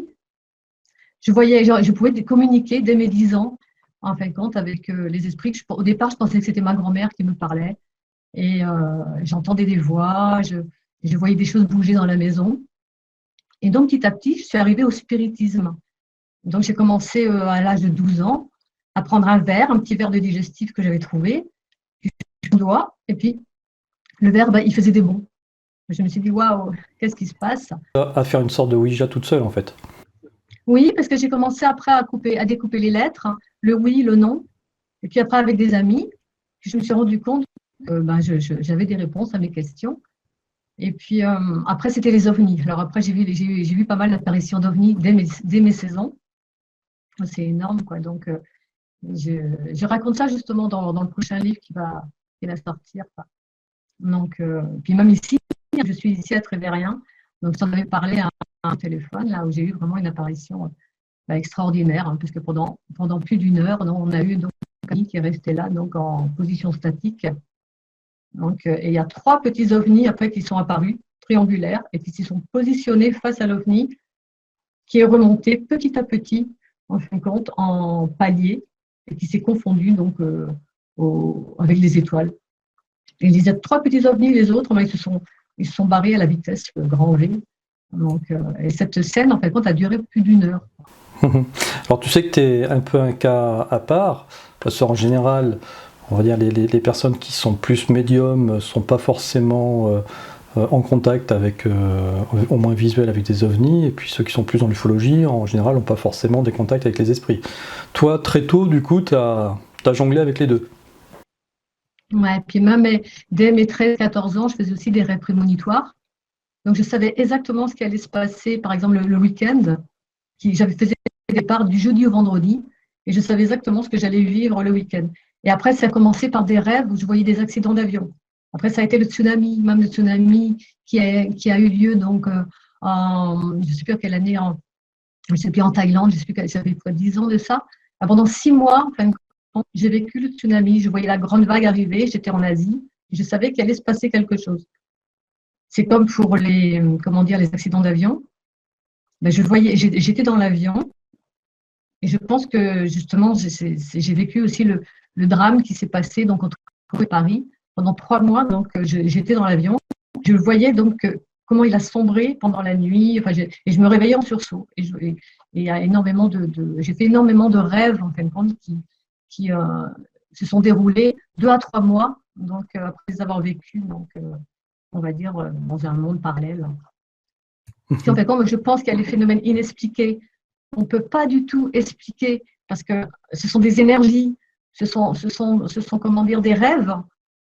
C'est du magnétisme, parce que je fais aussi du magnétisme. Je fais de la réflexologie plantaire, mais je me connecte en fin de compte avec je les appelle les thérapeutes du ciel, les anges un petit peu qui viennent m'aider. Et je me connecte aussi donc avec les arbres, les végétaux, pour être plus les végétaux, les arbres, les arbres millénaires, justement, de la forêt de Brocéliande. Alors, je les appelle, puis je me connecte, je ferme les yeux, et à ce moment-là, je ressens une force, et je l'amène justement comment dire, quand je touche les pieds, je les emmène pour la guérison, pour soulager le patient. Donc, tu vois, c'est vrai que c'est pour ça que je suis vraiment plus à l'aise, on va dire, avec la communication avec le monde invisible, parce que je suis vraiment dedans depuis plus de 40 ans. Et c'est vrai que ça m'a amené, en fait, petit à petit, à faire de l'hypnose, à faire de la méditation, à faire de l'hydra, tu vois, à faire comment dire, de la méditation chamanique. Petit à petit, au fil des ans, j'ai vécu des expériences extraordinaires. Voilà, tu vois, c'est un peu. Je pense que tout le monde a ce pouvoir, c'est même pas un pouvoir, enfin, on va dire cette faculté. Tout le monde a cette faculté. C'est une histoire un peu d'expérience. Petit à petit, on s'intéresse. Petit à petit, on fait de la méditation. Tu vois, on peut faire du yoga nidra, de la sophrologie. Et petit à petit, on arrive à se mettre sur une fréquence, un peu comme si on branchait, tu vois, une radio. Quand tu branches une radio sur une fréquence, et puis là, tu vois, tu as comme des esprits, tu peux entendre des voix, tu peux être conseillé, tu peux être protégé. Il se passe quelque chose. Mais alors, ce don, cette faculté, c'est pour toi, tu considères que c'est héréditaire, ou alors tu as un druide qui est venu se pencher sur ton berceau quand tu étais bébé? Ouais, il y a un peu des deux, si tu veux, quoi, parce que bon, je pense que dans la famille, peut-être il y a eu, mais il y a très longtemps, je pense que ça peut se transmettre de génération en génération. Moi, je sais en tout cas que ma grand-mère, elle entendait des cloches, par exemple 2 jours avant d'apprendre le décès de quelqu'un dans le village. Tu vois, mais elle n'en a jamais parlé. Tu vois, je l'ai su après par ma tante, il y a quelques années, tu vois. Donc, mais bon, je ne sais pas du tout si ça c'est vraiment héréditaire. Mais je ne sais pas, on ne peut pas expliquer, quoi, parce que j'ai vécu dans une vieille maison en Bretagne, tu vois, dans un milieu quand même exceptionnel, puisqu'à côté, tu vois, il y avait des mégalithes, il y avait des souterrains secrets, et puis il y avait une carrière. Ça m'a toujours fascinée, parce qu'il y avait une carrière, et j'ai remarqué, tu vois, que vers l'âge de, je sais pas, de 13 ans, il y avait un grand cercle. Et l'herbe n'a jamais repoussé pendant plus de 20 à 30 ans. Tu vois. Et je me suis posé la question, est-ce qu'il n'y a pas eu un ovni qui s'est posé là à telle date? Tu vois, parce que je sais que quand tu peux être enlevé, eh ben, tu peux après recevoir justement des sortes de capacités extrasensorielles. Bon, après, je ne sais pas si c'est ça ou si c'est autre chose, tu vois, je ne sais pas. Mais j'ai fait venir un géobiologue pas longtemps dans cette carrière. Bon, après, on y croit pas. Hein. Il a pris son pendule. Tu vois, il a fait année après année. Et il a trouvé donc 1976, tu vois, la même année que j'avais reçu en message en hypnose. Tu vois, donc j'avais reçu cette année. Après, il a fait jour par jour. Et il a reçu comme jour le 21 juin. Bon, ok, je me suis dit, ok, je note. Et après, j'ai été regarder dans un bouquin où tu pouvais, en fin de compte, avoir tous les témoignages. Comment dire, c'est une enquête sur tous les témoignages d'OVNI qui avaient eu lieu donc, en Bretagne pendant de 70 par exemple à 80. Et en 1976, justement le 21 juin, il y a eu 22 témoins qui ont vu un OVNI, donc un parage donc, où je pense qu'il y a bien eu cette soucoupe qui s'est posée dans cette carrière et l'air n'a pas repoussé, donc à cause de la radioactivité. Quoi, je pense vraiment. Et c'est un peu exceptionnel comme ce lieu-là. Faudra que tu me donnes les références de ce livre, il a l'air intéressant. Oui, il s'appelle Boédec, OVNI dans le Finistère. D'ailleurs, je l'ai appelé il n'y a pas longtemps parce que je voulais qu'il vienne aussi donc, au salon du livre, mais il était en voyage. Donc Et donc, toi, tu es aussi, du coup, écrivain. Oui, j'ai commencé à écrire un essai et j'ai fait avec le transsibérien et j'ai voulu écrire Paris-Hong Kong sur les rails, tu vois, parce que j'avais fait tout en train. Donc, c'était mon premier essai, quoi. Et puis après, moi, j'ai écrit sur la Bretagne, sur les druides, enfin, tout ce qui touche un petit peu au milieu énergétique, tout ce qui touche au mystère de ce qui me tient à cœur, quoi. Donc, la Bretagne, avec les corrélations, avec les mystères que tu retrouves dans tout le reste de la planète. Et t'en es à combien d'ouvrages à peu près? 4, 5, je sais plus. L'année dernière, j'avais fait Les secrets des souterrains, parce que justement, il y a tellement de souterrains dans la région justement où il y a cet ovni. C'est un vortex en fin de compte. Il y a un vortex où, comment te dire, à l'endroit où l'ovni s'est posé. Tu vois, je sais qu'il y a un vortex. Et il y a donc des souterrains. Il y a des Romains, il y a aussi des Romains qui ont vécu à cet endroit-là. Et les Romains, il faut savoir, hein, ils allaient toujours justement dans les lieux énergétiques. Parce qu'en fait, c'est un lieu super intéressant. Donc, dans cet endroit-là, où si tu veux, où tu avais le vortex, tu as eu donc, comment te dire, t'as des mégalithes, tu as eu des velaires romaines, tu as eu aussi des traces de Templiers, tu as eu les Vikings. Donc, c'est dans le pays bigoudin. Oui, c'est vrai que j'ai précisé. C'est dans le pays bigoudin, parce que je suis bigoudaine. Donc, c'est dans le Finistère. Et tu as donc. C'est un endroit exceptionnel, quoi, où tu as une histoire, quoi, c'est un joyau, quoi, historique. Donc, tu as beaucoup de peuples. On dit même que c'est peut-être un mélange. Il y a peut-être les Phéniciens qui sont passés. On te dit que tu as. Enfin, c'est toute une histoire un peu mystérieuse, secrète, et les gens, ils essayent de savoir exactement le fin fond de l'histoire, quoi, parce qu'il y a pas mal de. Alors, après, comment est-ce qu'on passe d'écrivaine, d'auteur, à organisatrice d'un salon du livre? C'est quand même deux mondes, je ne vais pas dire complètement différents, mais il y a quand même un cap. Qu'est-ce qui t'a motivé à te lancer dans cette aventure? Déjà, je fais partie d'un groupe qui s'appelle donc Les Plumes du Pan. C'est donc un groupe dans le pays bigoudin qui regroupe justement les auteurs bigoudins et ceux qui écrivent sur le pays bigoudin. Donc, mais c'est un collectif, en fait, c'est pas une association. Donc, chacun participe un petit peu. Et puis, moi, maintenant, je suis entre Rennes et Saint-Malo. Donc, je ne suis pas toujours disponible pour organiser le salon du livre avec eux. Donc, je me suis dit, pourquoi pas créer ici un salon du livre sur les phénomènes inexpliqués et faire venir justement les meilleurs conférenciers sur le sujet. Donc, sur les ovnis et puis sur les civilisations disparues. Parce que, je vais te dire, moi, il y a deux phénomènes inexpliqués. Il y a ce que tu ne peux pas vraiment expliquer en tant que médium, ou alors tout ce qui correspond à la physique quantique, qui n'est pas palpable. Donc, tu ne peux pas vraiment l'expliquer. Donc, ça peut faire après un deuxième salon l'année prochaine, tu vois. Mais, par contre, tu as les autres phénomènes inexpliqués qui concernent les ovnis et les civilisations disparues. Là, tu as des traces dans tout ce qui est donc dans les vestiges architecturaux, dans les peintures rupestres, dans les apparitions, dans les témoignages. Tu peux te poser la question, l'ovni, c'est de la matière aussi. Tu peux te dire pourquoi il existe, tu vois. Mais tu peux chercher des choses. Tu peux apporter des preuves sur Göbekli Tepe. Tu peux regarder les piliers. Tu peux regarder qu'est-ce qui a été gravé. Tu peux te dire, tiens, tu peux faire des corrélations avec les autres vestiges architecturaux. Tandis que les autres phénomènes inexpliqués, on va te dire, mais qu'est-ce qui te prouve vraiment que les esprits te parlent? Tu vois? Donc, au départ, de faire un premier salon avec quelque chose on va dire… de plus concret, de plus vérifiable.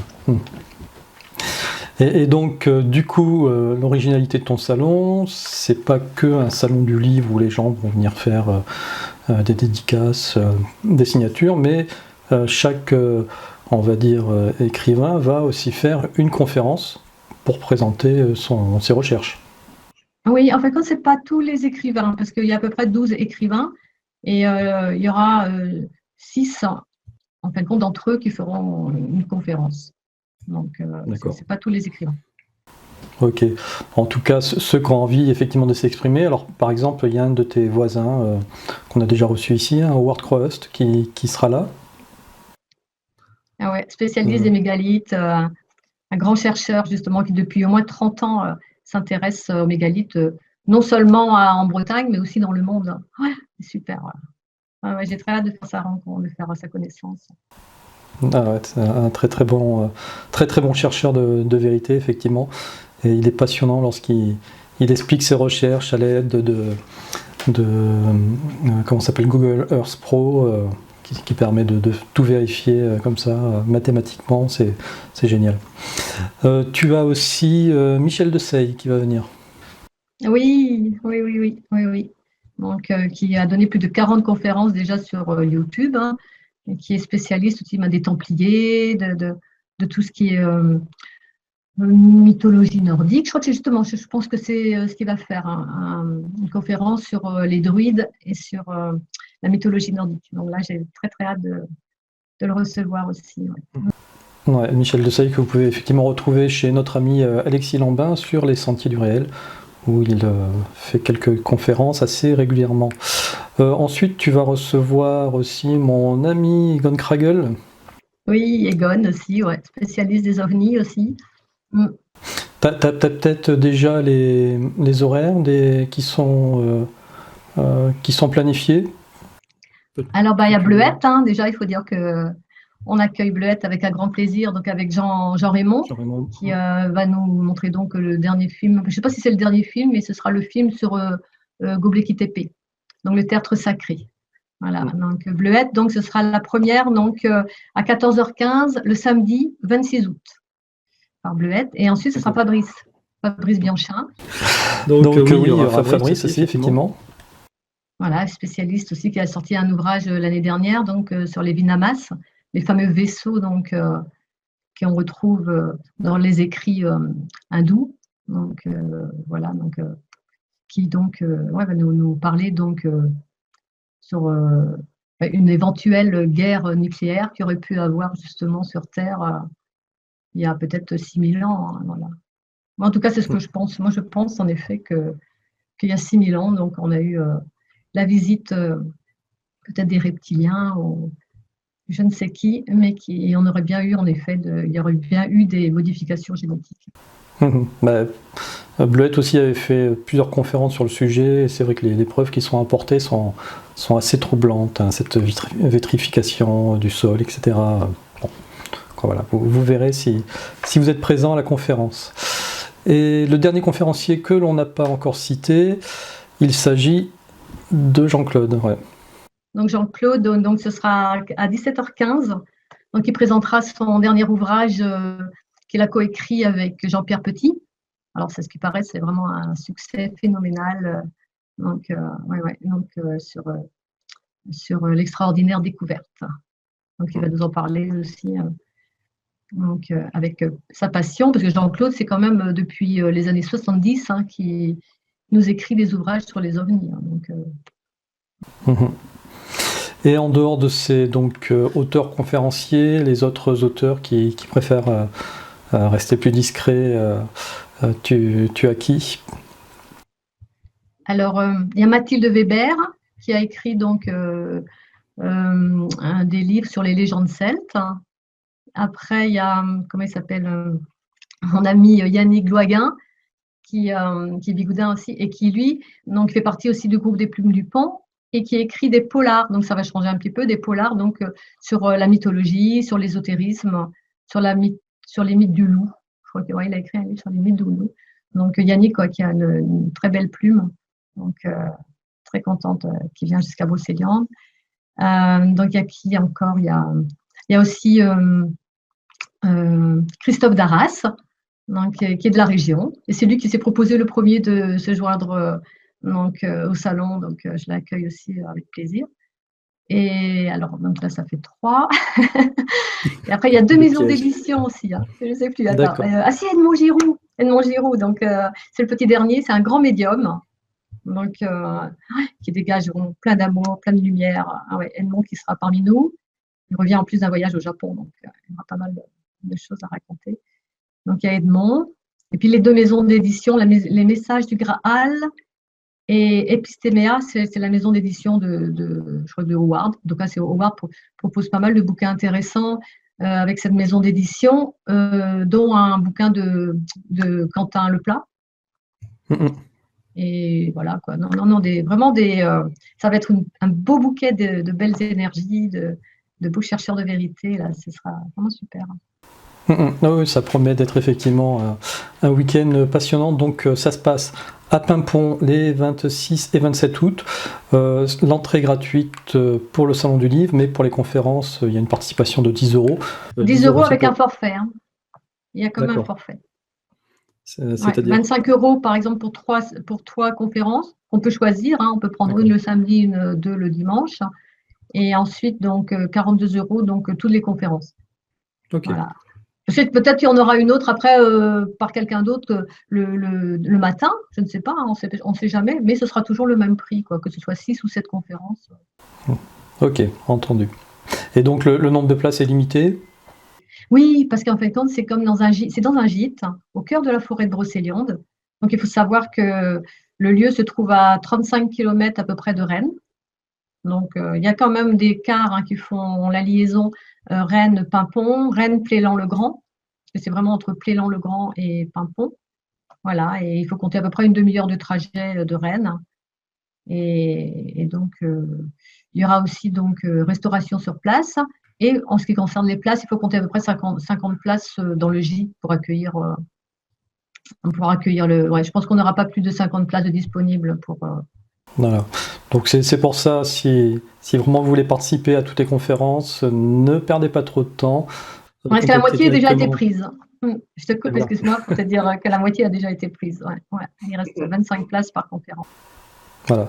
Donc contactez directement Véronique, hein, il y a son numéro de téléphone sur l'affiche ou sur sa page Facebook. Voilà, on n'a oublié personne, Véronique? Il ne faut pas oublier que les conférenciers, en fin de compte, resteront quand même le week-end pour pouvoir discuter un petit peu avec tous les lecteurs qui veulent aller à leur rencontre. Et tous les autres auteurs seront présents aussi normalement. Voilà. Mais il y a peut-être Howard, par contre, qui m'a dit qu'il ne serait peut-être pas là le samedi. Voilà. Bon, ben voilà, c'est en tout cas un chouette événement. Moi, je te remercie d'avoir pris l'initiative d'organiser ce genre d'événement. J'espère que ça perdurera dans le temps. Et c'est vrai que plus il y a d'événements comme ça, un petit peu partout en France, et plus c'est sympa. Et puis la Bretagne, c'est une belle région. En plus, dans la forêt de Brocéliande. Et puis, ce qui est sympa aussi, c'est qu'ils ont tous dit oui tout de suite, quoi. Donc, c'est vraiment sympa de leur part, quoi. Je tiens vraiment à les remercier. Puis à remercier aussi Alex Esco qui a fait la fiche, hein, parce que vraiment, merci Alex. Et puis, merci tout le monde, quoi. Merci à toi de m'avoir invité. C'est avec un immense plaisir. Eh bien, écoute, Véronique, je te dis à bientôt. Et puis, on se retrouvera en septembre, dès que ton dernier livre sera sorti, pour que tu viennes nous en parler. Merci beaucoup, Antoine. Allez, ciao, ciao. Ciao. Bon, Lily, alors ce soir, pour cette dernière chronique de la saison, de quoi voulais-tu nous parler? Alors moi, ce soir, je voudrais parler en fait de la notion d'intimité. Parce que j'observe en fait que dans nos sociétés consuméristes, normatives et motivées par la peur, il est de plus en plus difficile en fait de partager l'intime. Alors l'intime, c'est quoi, hein? C'est pas avoir des relations sexuelles avec quelqu'un. J'arrête tout de suite là la pensée. L'intime, en fait, c'est ce qui est au plus profond de quelqu'un. C'est ce qui constitue en fait l'essence de cette personne et qui reste généralement caché, tenu secret. Ainsi, partager l'intime avec un autre, en fait, c'est se dévoiler à lui dans sa pleine vérité, sans travestissement. C'est révéler à l'autre, en fait, l'essence véritable de notre être. Alors, les sociétés humaines dans lesquelles on vit sont emprisonnées dans la norme, dans le conformisme. Du coup, les individus sont incités depuis l'enfance, en fait, à se conformer aux désirs de l'autre, à répondre aux attentes, en fait, et aux exigences du monde extérieur, tout simplement pour obtenir la validation, l'approbation et éviter l'exclusion. Alors, depuis l'enfance, finalement, on est habitué à jouer des rôles. Dans le travail, par exemple, mais aussi à chaque fois qu'on est en société. C'est-à-dire qu'à chaque fois, finalement, qu'on interagit avec les autres, lorsqu'on se socialise, quoi. Et généralement, l'intime n'est pas dévoilé parce qu'il expose finalement cette vérité profonde de l'individu au-delà des masques et des apparences. Or, évidemment, on a peur qu'en dévoilant cette vérité, finalement, on soit jugé. Mais pire encore, finalement, ce jugement extérieur est souvent intégré en soi-même. On se juge soi-même, on s'auto-censure, on s'auto-condamne. simplement finalement parce qu'on a intégré en soi ces exigences sociales, ces modèles, et qu'on sait parfaitement finalement les attitudes, les pensées ou les croyances qui seront jugées acceptables par la collectivité. Donc généralement, on a peur de se mettre à nu parce qu'on suppose que ça nous rendra vulnérables.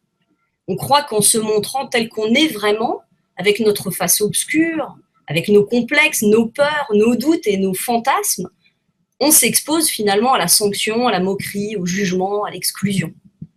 Et évidemment, qu'est-ce qui pourrait être plus difficile pour l'ego que d'être rejeté ou moqué pour ce qu'on est vraiment? Alors en vérité, j'ai envie de dire à mes amis terriens qu'il y a bien pire que de se faire rejeter pour ce qu'on est vraiment. Dans mes yeux de vénusienne, à l'évidence, il est bien pire en fait d'être aimé pour ce qu'on n'est pas, pour simplement l'image qu'on donne, ou pour le masque qu'on porte, ou pour le rôle qu'on joue. Oui, c'est bien pire car, au fond de nous, on sait très bien la vérité de ce qu'on est. Être aimé parce qu'on répond parfaitement aux attentes de l'autre, qu'on est conforme à ses désirs, ça nous empêche tout simplement de recevoir l'amour. Parce que si je t'aime pour ce que tu donnes à voir, alors je ne t'aime pas pour qui tu es vraiment. Et ça, chacun le sait. Ainsi, être aimé parce qu'on a su se conformer, c'est se condamner à ne jamais se sentir aimé véritablement. C'est s'exposer à la sensation d'être potentiellement un imposteur. Tu m'aimes parce que tu crois me connaître, mais si tu voyais en moi toute mon obscurité, alors tu ne m'aimerais plus, tu m'abandonnerais. Et là, de nombreuses personnes, évidemment, fuient finalement toute relation intime, que ce soit en amitié ou en amour, simplement par peur d'être dévoilés. Et nombreux sont ceux, hélas, qui s'enferment finalement eux-mêmes dans une image plutôt que d'assumer leur vérité profonde. Alors l'intime, au fond, finalement, lui, il n'aspire qu'à être partagé. Et mieux encore, c'est précisément cet intime dévoilé qui nous permet de nous lier les uns aux autres. C'est facile, en vérité, de partager la joie, les qualités ou les ressources intérieures dont on dispose. Et il est bien plus difficile de se montrer sous son mauvais jour, de partager ses peurs, sa folie, ses déviances. Pourtant, faisons l'expérience. Qu'est-ce qui nous rapproche le plus? N'est-ce pas le fait finalement de partager la confidence ou l'épreuve, de nous consoler ou de nous soutenir les uns les autres? Quand un ami se confie à nous, qu'il se révèle dans sa vulnérabilité, n'éprouve-t-on pas finalement la confiance dont il témoigne envers nous? S'il se montre dans sa vérité, c'est qu'il estime que nous sommes suffisamment dignes pour l'accueillir tel qu'il est. Oui, c'est un privilège que de pouvoir entrer en contact avec cet intime de l'autre. Et c'est aussi vrai dans l'autre sens. Si je dévoile à l'autre cette part de moi que je tiens habituellement cachée, alors je m'offre à lui dans un acte de générosité pure et désintéressée, puisque je ne cherche plus sa validation et que j'accepte de recevoir son amour véritable. Ainsi, se savoir aimer, malgré ses imperfections, malgré cette obscurité dont on a honte, en fait, souvent en soi-même, c'est profondément libérateur. Et mieux encore, ça nous rend plus forts. Car contrairement à l'idée qu'on s'en fait, être dans la vérité rend plus fort que vulnérable. Assumer qui nous sommes vraiment, oui, c'est cela la clé. Ne plus avoir peur du jugement de l'autre, ne plus rechercher son approbation ou sa validation permanente, ne plus se juger soi-même et accepter simplement d'être un individu complexe, comme tout le monde, avec des qualités et des défauts. Alors, pour conclure, je voudrais dire à mes chers amis terriens, je voudrais en fait tout simplement inviter chacun à oser. Osez vous montrer tel que vous êtes véritablement. C'est ainsi, finalement, que vous reprendrez votre souveraineté. Cessez de vous restreindre et de vous enfermer dans une image. Osez partager ce que d'habitude vous tenez secret. Car quand vous l'aurez fait, vous réaliserez que ces ombres en vous-même, ces abysses intérieurs, ne sont que des puits de lumière en devenir. Des puits sur lesquels on a simplement mis un couvercle de peur. Enlevez le couvercle C'est laisser la conscience entrer dans ces puits pour enfin en faire jaillir la lumière de l'être. Et c'est précisément cela, se conquérir soi-même. Alors, Lily, dans ce que tu as dit, il y a des petits trucs encore qui m'ont interpellé. Parce qu'effectivement, tu parles de privilèges et je pense que c'est exactement ça. Le fait de ne pas dévoiler son intimité à tous, c'est parce que c'est un privilège qui doit être gagné par autrui. Et vu que l'on vit dans un monde de prédateurs, si tu dévoiles d'entrée de jeu ton intimité, tu abaisses tes défenses et tu seras mangé. Donc, c'est le but de l'amitié, le but de l'amour, c'est aussi de pouvoir arriver à gagner ce privilège de pouvoir explorer, tu vois, le fin fond de l'intimité de l'autre. Et alors d'ailleurs, tu disais que l'intimité, c'était d'avoir peur de montrer sa noirceur, mais ça peut être aussi le contraire, c'est-à-dire avoir l'air d'être un bad boy, un bad girl, parce qu'on ne veut pas montrer sa lumière. Alors attends, parce qu'il y a beaucoup d'idées là dans tout ce que tu viens de dire. Bon, comme il y en a beaucoup dans ce que je viens de dire aussi, hein, j'entends bien. Mais je voudrais répondre à un truc quand même que tu dis. Tu dis on vit dans un monde de requins et finalement se dévoiler à l'autre, c'est se mettre en danger. Alors précisément, moi, je défends l'idée inverse. C'est-à-dire que je pense que évidemment, se dévoiler en donnant son pouvoir à l'autre, c'est-à-dire que si tu prêtes importance à ce jugement de l'autre, si tu attends la validation sociale, alors t'es fichu. Ne sois pas vrai, ne sois pas toi-même, parce que tu n'auras jamais validation d'être en dissidence par rapport à une normalité. D'accord ? Mais par contre, à partir du moment où tu dis « Merde, je suis ce que je suis », et ma vérité se suffit. Et je n'ai pas besoin que tu m'apprécies pour qui je suis.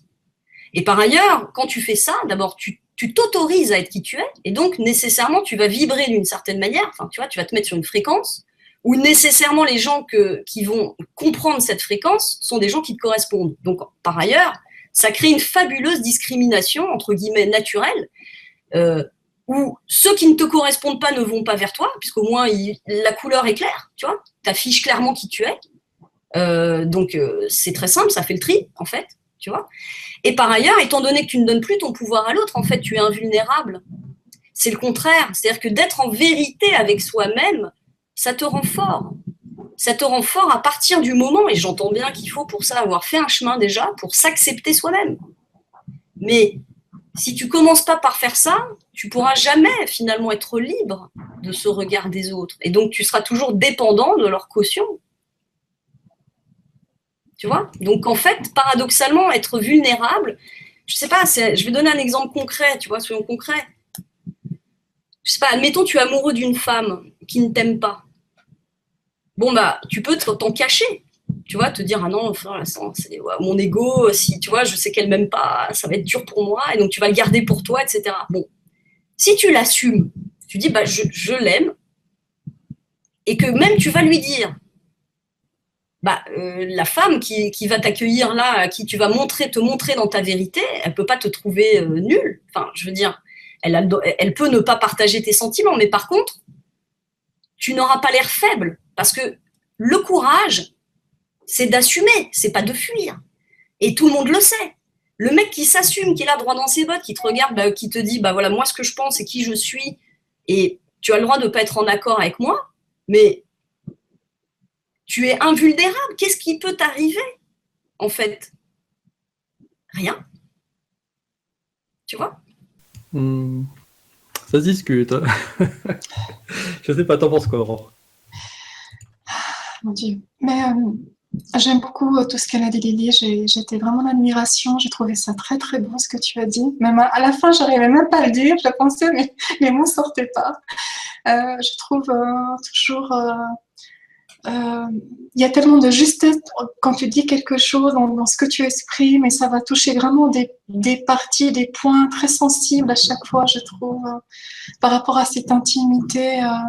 C'est très important, comme tu disais, d'être vraiment véritablement qui nous sommes, même si être qui nous sommes, ça ne peut pas plaire à tout le monde, qu'on va forcément gêner des personnes, qu'on va déranger des personnes, que certaines personnes risquent même de s'éloigner de nous, ou de ne plus vouloir être près de nous ou proche de nous. C'est vrai aussi que on se fait un cadeau à soi-même lorsqu'on se permet d'être qui nous sommes véritablement.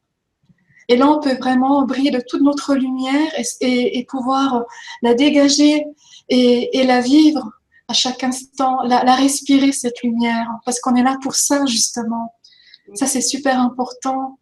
Ouais, mais alors, je suis en fait entièrement d'accord avec vous, mais encore une fois, avec des personnes de proches. Et effectivement, je considère qu'il y a des personnes de proches. Il faut arrêter de se cacher derrière des barrières et justement dévoiler cette intimité.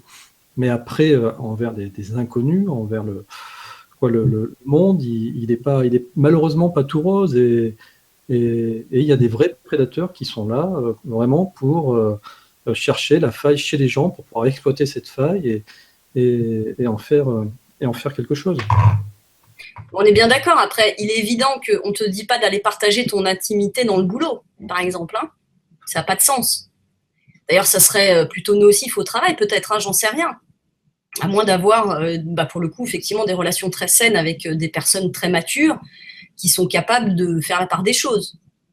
Mais cette notion à un moment donné de partager quelque part avec des amis ou en tout cas de montrer qui on est et que c'est des failles, tu vois, en fait, c'est des failles à partir du moment où tu ne les assumes pas. Je dis n'importe quoi. Admettons, il y a 10 ans, tu as joué dans un film de cul. Je suis désolée pour l'exemple. Mais Michel, ne peut pas le dire, écoute. Mais si tu ne l'assumes pas, alors oui, on pourra te faire chanter, celui qui il aura un pouvoir sur toi. Demain, tu l'assumes, tu dis, bah ouais, bah qu'est-ce qu'il fait le mec? Il n'y a plus de faille. Tu vois, la faille, elle est parce que tu prêtes importance, en fait, tu donnes ton pouvoir à l'autre. Alors, là, ok. Et maintenant, ce mec-là, il va voir ton patron et il va dire, tu vois ton employé, regarde. Oui, c'est lui, là. Oui, dans cette position, c'est lui. Toi, tu l'as assumé, mais il n'est pas évident que ton boss... Peut-être qu'il te rend service, parce que si tu as un patron qui est trop con pour ne pas faire la part des choses et ne pas t'accepter tel que tu es, peut-être qu'il est bien, finalement, que tu quittes cet endroit et que tu ailles dans un endroit où tu pourras être accepté comme tu es. Parce que on peut dire ce qu'on veut. Il y a dans le monde une telle diversité d'identité, de personnalité. Les gens se trouvent toujours. On se reconnaît. On s'attire les uns les autres. Ceux qui vivent comme nous, on les rencontre.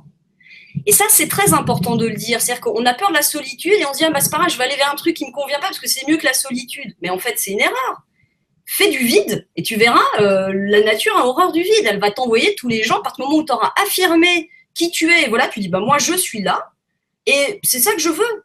Et ça te déplaise, pas grave, c'est parce que c'est pas toi. On n'est pas fait pour s'entendre. Et il y a plein d'autres gens. On est 7 milliards. Oh, quand même, tu vois. Donc, il ne faut pas l'oublier. Et moi, je me souviens m'être fait une réflexion il y a quelques années déjà en regardant un jour une émission sur Paris Dernière où il y avait une femme nue qui dansait à poil comme ça, tu vois. Et il y avait un mec qui l'accompagnait au piano, nu, et qui jouait du piano nu, tu vois. Et tous les deux, ils s'étaient trouvés. Et c'est fabuleux, tu vois. Je veux dire, quelle probabilité il y a pour que tu rencontres quelqu'un qui partage ta folie? En fait, il y a toutes les probabilités à partir du moment où tu vas dans ta folie, tu vois, c'est tout. C'est pas parce que ma norme est différente qu'elle va pas trouver accueil ailleurs. Voilà. Et j'invite les gens vraiment à faire l'expérience de ça. Et c'est tellement libérateur et au fond, on est en train de crever dans nos structures professionnelles, là, à nous empêcher d'être qui on est. Est-ce qu'on ne serait pas plus heureux en étant libre d'être qui on est et en finalement nous épanouissant à travers ça? Voilà.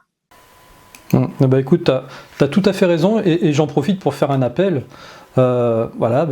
Si vous avez envie de faire de la web TV, que du coup vous vous assumez pas parce que vous avez peur de vous exposer, etc. Finalement, on est exactement dans ce que vient de décrire Lily. C'est venez et puis vous allez vous retrouver qu'avec des gens qui partagent la même passion, la même folie que vous. Et puis vous allez voir, vous êtes vachement bien. Et puis voilà. Donc si vous voulez être chroniqueur sur Miasme TV. Pour la prochaine saison, vous n'hésitez pas, vous me contactez à faq.miasmetv.com@gmail.com et voilà, c'est très sérieux, vous pouvez nous rejoindre. Ouais, plein de nouveaux extraterrestres comme nous. Ouais. C'est ça. Mais c'est des terrestres extra, tu vois. Ok, bon, ben écoute, c'était encore une pensée vénusienne très, très intéressante. Et puis j'espère que les gens voilà, prennent le temps de se poser, d'écouter ce que tu dis. Et puis c'est vrai que parfois ça peut perturber, voire même choquer, voire même voilà, déranger. Mais il y a, voilà, quand on se pose bien, quand on réfléchit bien à ce que tu dis, il y a vraiment beaucoup, beaucoup de sagesse derrière tout ça. Et c'est pas pour rien que cette rubrique s'appelle Sagesse de Vénusienne. Merci Antoine. Eh bien, écoutez les filles, on est bientôt arrivé à la fin de notre émission, la dernière de la saison. Bon, et puis voilà, notre invité mystère de la soirée vient d'arriver. Il s'agit de Marc Gray. Salut Marc. Salut, j'ai pas mis mon loup là, je peux pas me déguiser, donc dommage. Vous m'avez reconnu, c'est Marc Gray. On t'a reconnu direct. Alors Marc, allez, on t'a demandé de venir parce que tu es notre fidèle parmi les fidèles sur l'année à venir régulièrement pour parler de tes dîners ovnis, très très bon dîner hein, qu'on a fait d'ailleurs avec Victor il y a 2 semaines, qui était vraiment très sympa, qu'on a découvert sur place, qui était très sympa. Quelle est donc ton actualité de cet été, parce que tu vas prendre des vacances. Là, je sais par exemple que tu sors d'un enregistrement. Bah écoute, je viens de sortir de 2h30 super incroyable en anglais avec Eve Lorgen et Lauda Leon au Canada et Eve Lorgen en Caroline du Nord.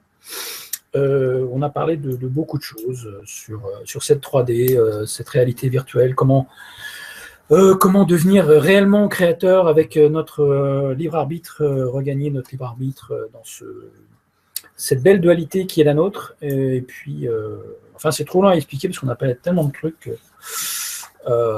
Donc voilà, sur les chakras, en fait, ce qui était intéressant à un moment donné, parmi tous les trucs, c'est que elles se sont un petit peu rejointes sur le fait que notre réalité est un rêve. Dans la 3D et que la réalité ultime, elle est en dehors. Parce que Lauda a vécu une NDE quand elle avait 13 ans, elle s'est noyée, et elle était dans le néant complet, en fait. Elle n'a pas vu de lumière, tu sais, et elle attendait ça. En fait, elle a vu une béatitude totale, et puis là, ils l'ont réanimée, quoi. Après, elle est revenue, quoi. Elle ne voulait pas revenir. Sur le coup, elle s'est sentie dans la plénitude totale, et elle nous a décrit ce qu'était l'autre côté, c'était la profondeur, quoi, de deep. Elle l'a décrit, c'est pas le grand bleu, hein. C'est vraiment la plénitude, une énergie pure, quoi, en fait. Et donc, par rapport au témoignage de NDE du mois dernier avec Wayne Bush, que j'avais interviewé 2 fois, on a des témoignages de gens qui sont passés de l'autre côté qui disent que l'autre côté leur paraît encore beaucoup plus réel que ce côté-ci dans la matière. Et donc, ce qui nous a fait dire que la matière, finalement, c'est peut-être totalement virtuel et un jeu vidéo holographique. Et que notre vraie nature, elle est ailleurs, mais on est dans multiples dimensions à la fois, en fait. Et que c'est une extension de nous-mêmes, notre conscience a habité cet avatar, ce container matériel, physique, qui souffre et autres. Et que c'est pas une raison du tout pour abandonner le combat et puis de notre mission dans cette vie-ci. C'est absolument tout à fait le contraire. Et donc cette émission, tu la mettras en ligne quand ? Avant la fin juillet, c'est sûr, donc soit la semaine prochaine, soit la semaine d'après, sur le projet Camelot. Ok. Autre émission aussi en cours ? Alors, 2 émissions en montage qui vont sortir avant la fin du mois. Un mois très chargé, malgré le fait que ça soit l'été. Après, je prendrai un peu de vacances mois d'août. Et c'est mon anniversaire le 30 juillet, donc vous serez partis en vacances. Pauvre lion que je suis. Et donc, on aura une interview avec Ariane Billeran, qui est en Amérique du Sud, c'est une psy, qui va nous parler justement des abus en matière de droits sexuels de l'éducation nationale à la rentrée, qui veut imposer une éducation sexuelle de 0 à 8 ans, de 0 à 4 ans, pour en fait légaliser la pédophilie. C'est ça l'objectif sous-jacent. Et elle a écrit un livre là-dessus, donc je l'interviewe ce mois-ci, ça sort très bientôt. Et David Bouquet. Alors, excuse-moi, je fais juste une petite parenthèse sur cette interview d'Ariane. Honnêtement, c'est juste affolant. Si vous avez des enfants ou si vous n'en avez pas, mais si vous avez des amis qui en ont, on arrive dans un système qui fait vraiment froid dans le dos. Même si à un moment donné on peut se dire bon, c'est des chaînes qui parlent de complot, etc., etc. Là, c'est l'éducation nationale et c'est vraiment terrifiant. Et s'il y a une seule émission que vous devez voir dans l'année, honnêtement, c'est celle-ci. Voilà. Et je sais qu'elle a fait une émission avec Alexis Lambin, donc, qui va sortir aussi sur les Sentiers du Réel. Je ne sais pas quand, par contre, je ne suis pas Alexis. Mais si vous devez en voir deux, alors ce sont ces deux émissions, parce qu'il y a vraiment une grosse alerte à lancer sur le sujet. Il y a des choses qu'on ne peut vraiment pas laisser passer. Et également, donc David Bouquet, on a parlé que j'ai réinterviewé, ça va sortir aussi sur Freedom UFO Network, d'ici la fin du mois, sur la souffrance et la dualité, donc comment sortir de cette dualité et cette souffrance. On a fait une première partie très très détaillée avec David, dont je garderai aussi un bêtisier pour la fin d'année qui était intéressant, une chasse à la mouche pendant l'interview qui était épique, qui a déclenché un fou rire. Ça sera pour le bêtisier de fin d'année, mais c'est pas le principal. C'est vraiment ces sujets dont on a parlé, où David elle est vraiment très profondément au cœur de ce qui blesse en fait notre comportement de tous les jours, c'est cette dualité, cette souffrance imposée, et comment en sortir en fait. C'est très intéressant ce qu'il a dit. Et également, j'ai fait une interview ce mois-ci, ma première traduction en espagnol pour une chaîne avec Juan Lacan, avec Léo Zagami, qui est un ex-Illuminati et auteur et chercheur de vérité à Rome, en Italie. Donc, il parlait en anglais, j'ai traduit en espagnol comme j'ai pu. Donc apparemment la vidéo a du succès, donc moi je suis assez content, j'avais honte de moi après, mais bon, peut-être que je vais m'y replonger une prochaine fois, je ferai une autre tentative. En tout cas, on a parlé des réseaux pédophiles du Vatican, de l'énorme scandale qui se passe, cette scission, cette lutte de clans à l'intérieur du Vatican entre les jésuites et l'ordre de Malte et beaucoup de choses au niveau criminel qui se passe avec le Vatican en ce moment, et au niveau financier, parce que le Vatican est en train de faire banqueroute à force de dédommager les familles des victimes pédophiles. Voilà, entre le cardinal Pell qui est retourné en Australie, la mort d'un cardinal allemand récemment suite à cette affaire. Il y a aussi une orgie gay avec de la cocaïne qui a été bustée, donc comment dire busté en français, qui a été prise par la police en fait en flagrant délit par la police italienne fin juin, et qui a été dévoilée début juillet. Voilà, donc les fameux évêques cardinaux pédophiles, consommateurs de cocaïne et qui font des orgies gays, c'est pas le Vatican officiel, mais ce sont vraiment, on a fait une exploration dans les catacombes du Vatican et les rituels, les abus rituels qui s'y passaient. On a vraiment creusé avec Léo Zagami. C'est vraiment une interview que je vous recommande pour aller au fond du puits, enfin du gouffre prédateur que constituent les religions monothéistes. Là, en l'occurrence, le Vatican. Mais il en a cité une autre à la fin qui autorise les mariages avec des mineurs. Voilà. On ne va pas le dire à l'antenne parce que tu vas te faire encore des ennemis, mais tu vois de qui il s'agit, de quelle religion il s'agit. Ok, et donc au mois d'août, mais pas de dîner ovni, c'est un peu les vacances. Intersidéral, intergalactique, interdimensionnel, ailleurs. T'as déjà le nom de ton invité du mois de septembre ? Non. Ah non, c'est même pas un secret défense. J'ai des pistes, mais je ne vais pas les énumérer. Mais rien n'est décidé pour le 23 septembre. En tout cas, ce sera le 23 septembre, la rentrée. Ok. Bon, bah écoute, voilà un petit tour d'horizon pour l'été 2017 de Monsieur Marc Gray. Voilà. Allez Marc, une question que je vais poser dans quelques instants à nos deux chroniqueuses. Quel est ton livre de l'été ? C'est-à-dire, tu vas partir avec un livre au mois d'août.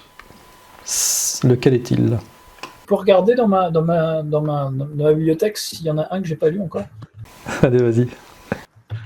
Écoute, je crois que je vais prendre un classique de Jimmy Guilleux qu'on m'a offert récemment. Ouais. Créature des neiges, science-fiction, Jimmy Guilleux. D'accord. Ah oui, c'est un des 150 romans qu'a écrit Jimmy Guilleux. Voilà, exactement. Donc je vais être dans les Bigfoot, les Yétis, hein, je suppose. Ah bah, c'est un spécial dédicace à Pam, ça. Ouais, exactement. Pam va être jaloux quand il va voir. Ok. Bon ben voilà, donc ton livre de l'été, ça sera un roman de Jimmy Guilleux. Et c'est un très bon choix parce que tu verras, il y a toujours dans les romans de Jimmy, il y a toujours un fond de vérité qui lui permet de poser son scénario. Et même si ça a été écrit dans les années 50, 54, 56, ce fond de vérité-là, il est assez impressionnant. Voilà. On pourrait d'ailleurs en faire des émissions sur ces romans de Jimmy Guilleux. Et ben voilà, encore une idée d'émission, une de plus, Antoine. Oui. Ça tourne dans ma tête depuis longtemps, ça aussi. Voilà. Ok, Marc. On sait que tu n'avais pas beaucoup de temps à nous consacrer, donc on va te laisser repartir. Et puis, moi, je vais m'adresser aux filles pour justement connaître leur livre de l'été. Voilà. Eh bien, écoute, on te remercie pour ce petit passage. Bientôt. Et puis, comme je vous l'avais annoncé tout à l'heure, arrive le livre de l'été. Alors, Aurore, on va commencer par toi. Est-ce que tu as pu réfléchir ?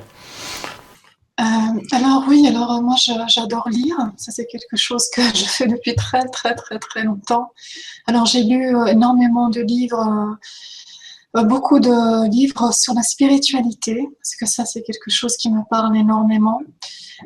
Donc à chaque fois que je faisais une formation, un cours, quelque chose, moi je me plongeais dans le livre. Donc à différentes périodes de ma vie, forcément les livres m'ont suivi. Donc ça a commencé avec des bouquins voilà, qui parlaient de sujets comme Conversation avec Dieu, d'autres sur le chamanisme, d'autres sur du Reiki, d'autres sur tout ce qui est l'énergie, notre corps, les auras, etc. Donc je suis quelqu'un qui tous les jours lit ce genre de livres, hein, j'en ai sur ma table de chevet. C'est quelque chose qui fait partie de, voilà, j'ai l'habitude, voilà, je parle un peu de mon intimité, là, du coup, j'aime bien lire avant de m'endormir, je me dévoile. Mais comme nous sommes entre terrestre, extra, donc je me permets, je me lance, j'y vais. Donc, pour moi, la lecture, c'est vraiment quelque chose de très important. Et j'ai eu le bonheur aussi, dernièrement, de lire un livre. Alors, je ne l'ai pas ici à côté de moi. C'est un livre qui m'avait énormément plu. Mais dernièrement, je suis retombée sur un livre qui s'appelle L'étrange voyage de Monsieur Daldry de Marc Lévy. Et c'est une très jolie histoire. Ça se passe juste après la guerre, dans les années 50. Et une jeune femme part un jour, un dimanche, avec des amis à elle, à côté de Londres, voir une foire où il y a des manèges. Et puis il y a une diseuse de bonne aventure donc, qui va lui parler de certaines choses. Elle va lui dire l'homme de votre vie vient juste de passer. Et elle se retourne, elle voit que ses amis, elle lui répond non, ce ne sont pas les deux garçons qui sont là, qui font partie de vos amis, mais c'est quelqu'un d'autre.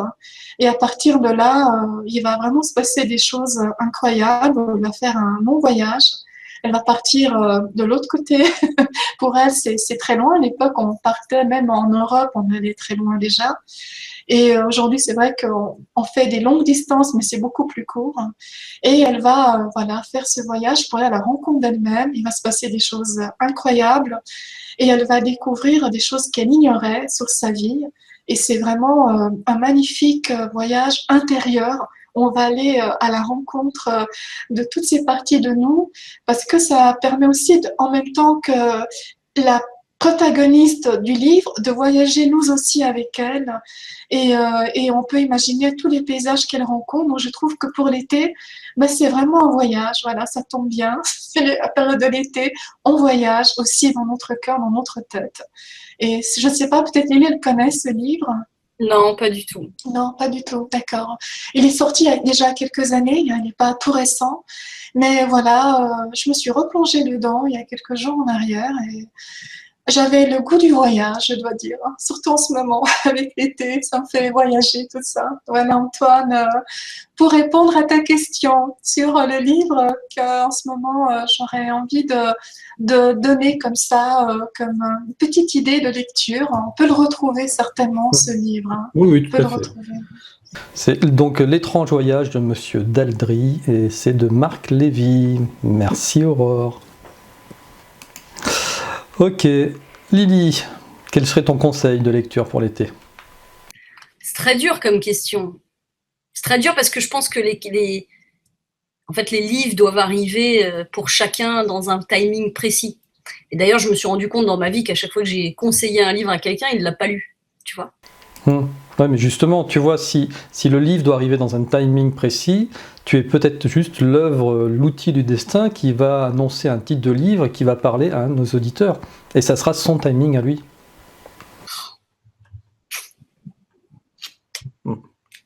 Sans jet. En fait, moi, je lis toujours 3 ou 4 livres, voire 5, 6 en même temps. Et c'est très rare que je lise un livre en entier. Et c'est très rare en plus que je m'attache à un livre, tu vois, c'est-à-dire que je me dise, tiens, vraiment ce livre, voilà, je suis une braconneuse, moi, hein. J'aime bien prendre un bout là, tu vois. Je trouve qu'il y a tellement à se nourrir, en fait, hein. Voilà, moi, si je donne des conseils de livres, je vais donner des livres qui sont des livres peut-être de chercheurs, tu vois, sur des sujets très précis. Qu'importe. Quel va être le livre que tu vas emporter dans tes bagages, tiens, quand tu vas partir? Je ne me suis pas encore posé la question parce que je pars au mois d'août. Voilà, je suis désolée. Et que j'y ai pas pensé. Et j'ai dans ma tablette à peu près 60 livres, donc si tu veux, je pars avec eux, forcément. En ce moment, j'ai envie d'approfondir Atlantide. Voilà. J'ai bien aimé aussi le sujet là sur Rennes-le-Château, ça me dit bien. Tu vois, j'ai bien envie de l'acheter le truc quand même, hein. Donc ça me dit bien. Sur l'Atlantide, il y avait Guillaume Delage, Delage, La civilisation Atlante, et il sort un livre qui s'appelle Le choix Atlante. Ça m'intéresse bien de lire ça. Voilà, je pense que c'est ça que je vais lire cet été en tout cas. En plus d'autres livres, hein, sans doute. Tu sais que l'un de mes premiers livres sur l'Atlantide, c'était un roman de Pierre Benoît, donc début du XXe siècle, qui m'avait complètement fasciné. En plus, on était vraiment dans du roman, hein, pas dans de l'étude sur l'Atlantide, avec la fameuse reine Antinéa. Voilà, bon. Pour ceux qui ne connaissent pas, je vous laisse chercher par vous-même sur Internet. Et c'est vrai que c'était une histoire qui m'avait complètement passionné, jeune. En tout cas, Guillaume Delage a l'air d'être dans une approche assez précise, tu vois, assez détaillée, hein. Donc, c'est intéressant, tu vois, on sort un peu des récits anciens. C'est un mec qui a étudié, évidemment, ce sujet-là, mais qui a aussi beaucoup voyagé, tu vois, c'est-à-dire qu'il se souvient de choses. Voilà, il a été enseigné d'une manière ou d'une autre, en tout cas. Ça pique ma curiosité, quoi. J'ai vraiment envie d'aller voir ce qu'il y a là-dedans, quoi. Ok, bon, ben, écoute, un très bon conseil, en tout cas, même si c'est pas un conseil, c'est celui que tu as envie d'acheter sous peu et d'emporter avec toi. Ouais. Voilà. Et puis, ben, écoutez, si du coup vous avez eu envie de le lire, si vous l'avez lu grâce à Lily, allez, à la rentrée, mettez-moi un petit mot sous cette vidéo YouTube, ça nous fera plaisir, et puis comme ça montrera à Lily que voilà, elle aura peut-être servi à quelque chose ce soir, à faire découvrir un livre. Ok. Alors, et toi, Antoine, serait quoi ton livre de vacances? De cet été, eh bien écoute, j'ai commandé il n'y a pas très longtemps un livre de Pierre Jovanovic qui s'appelle Le mensonge universel. Voilà. Je l'ai lu. Tu l'as lu? Ouais, je l'ai dans ma bibliothèque. Très bien. Bah, y a rien à dire. C'est éloquent. Ça se lit vite, hein. Ça se lit vite, c'est efficace, bah, c'est fondé, quoi, tu vois, le mec. C'est une démonstration, tu peux pas y couper, hein. C'est ça. Donc ça démontre que voilà, l'Éden, le paradis, etc., tout ça, ça a été construit de façon à culpabiliser des chrétiens et des judéo-chrétiens à ce mensonge universel. Ça n'a pas été construit, ça te dit que c'est une reprise des Sumériens. Oui. Mais qu'il y a des changements qui ont été faits et qui effectivement sont faits dans ce que tu dis, c'est-à-dire dans cette direction, cette volonté de négativer un peu cette histoire et de nous culpabiliser. Oui, je crois que dans la légende sumérienne, le péché est pardonné à la fin, hein, c'est ça, alors que dans le... Ouais, mais bon, légende, là, tu prends la mèche, là. Je veux pas te spoiler, moi, je dis rien. Oui. C'est intéressant, bien sûr. Par contre, effectivement, l'intérêt de ce livre, c'est que ça permet peut-être de nettoyer ces dernières mèches de culpabilité que vous pourriez avoir sur tout un tas de choses, sur votre intimité, sur votre relation aux autres, etc. Tout ça qui a été mis comme une chape de plomb de façon à diriger votre vie. Voilà. Donc ça sera en tout cas mon livre de l'été. Je pourrai en reparler à la rentrée. Bon, écoutez, mesdames, moi je vais vous souhaiter de passer de très très bonnes vacances. Merci, toi aussi. Merci beaucoup. Ouais, et puis on va se retrouver dès la rentrée. On réouvre l'antenne, en tout cas de Miasme l'Hebdo, pour début septembre, donc le 1er ou le 2 septembre. Voilà, les premiers enregistrements. Ça va nous manquer. Bien sûr. Oui, j'espère bien. J'espère que vous serez en manque et que vous serez tout à fond, tout à fond pour la rentrée, pour continuer cette belle aventure. Et puis je tiens aussi à préciser que on est en train de mettre en place, donc avec Aurore, une émission qui va s'appeler Les Bulles d'Aurore. La bulle d'aurore. Ou La Bulle d'Aurore. C'est en train de se mettre en place pour cet été, et puis en tout cas à partir de la rentrée on va trouver le bon rythme.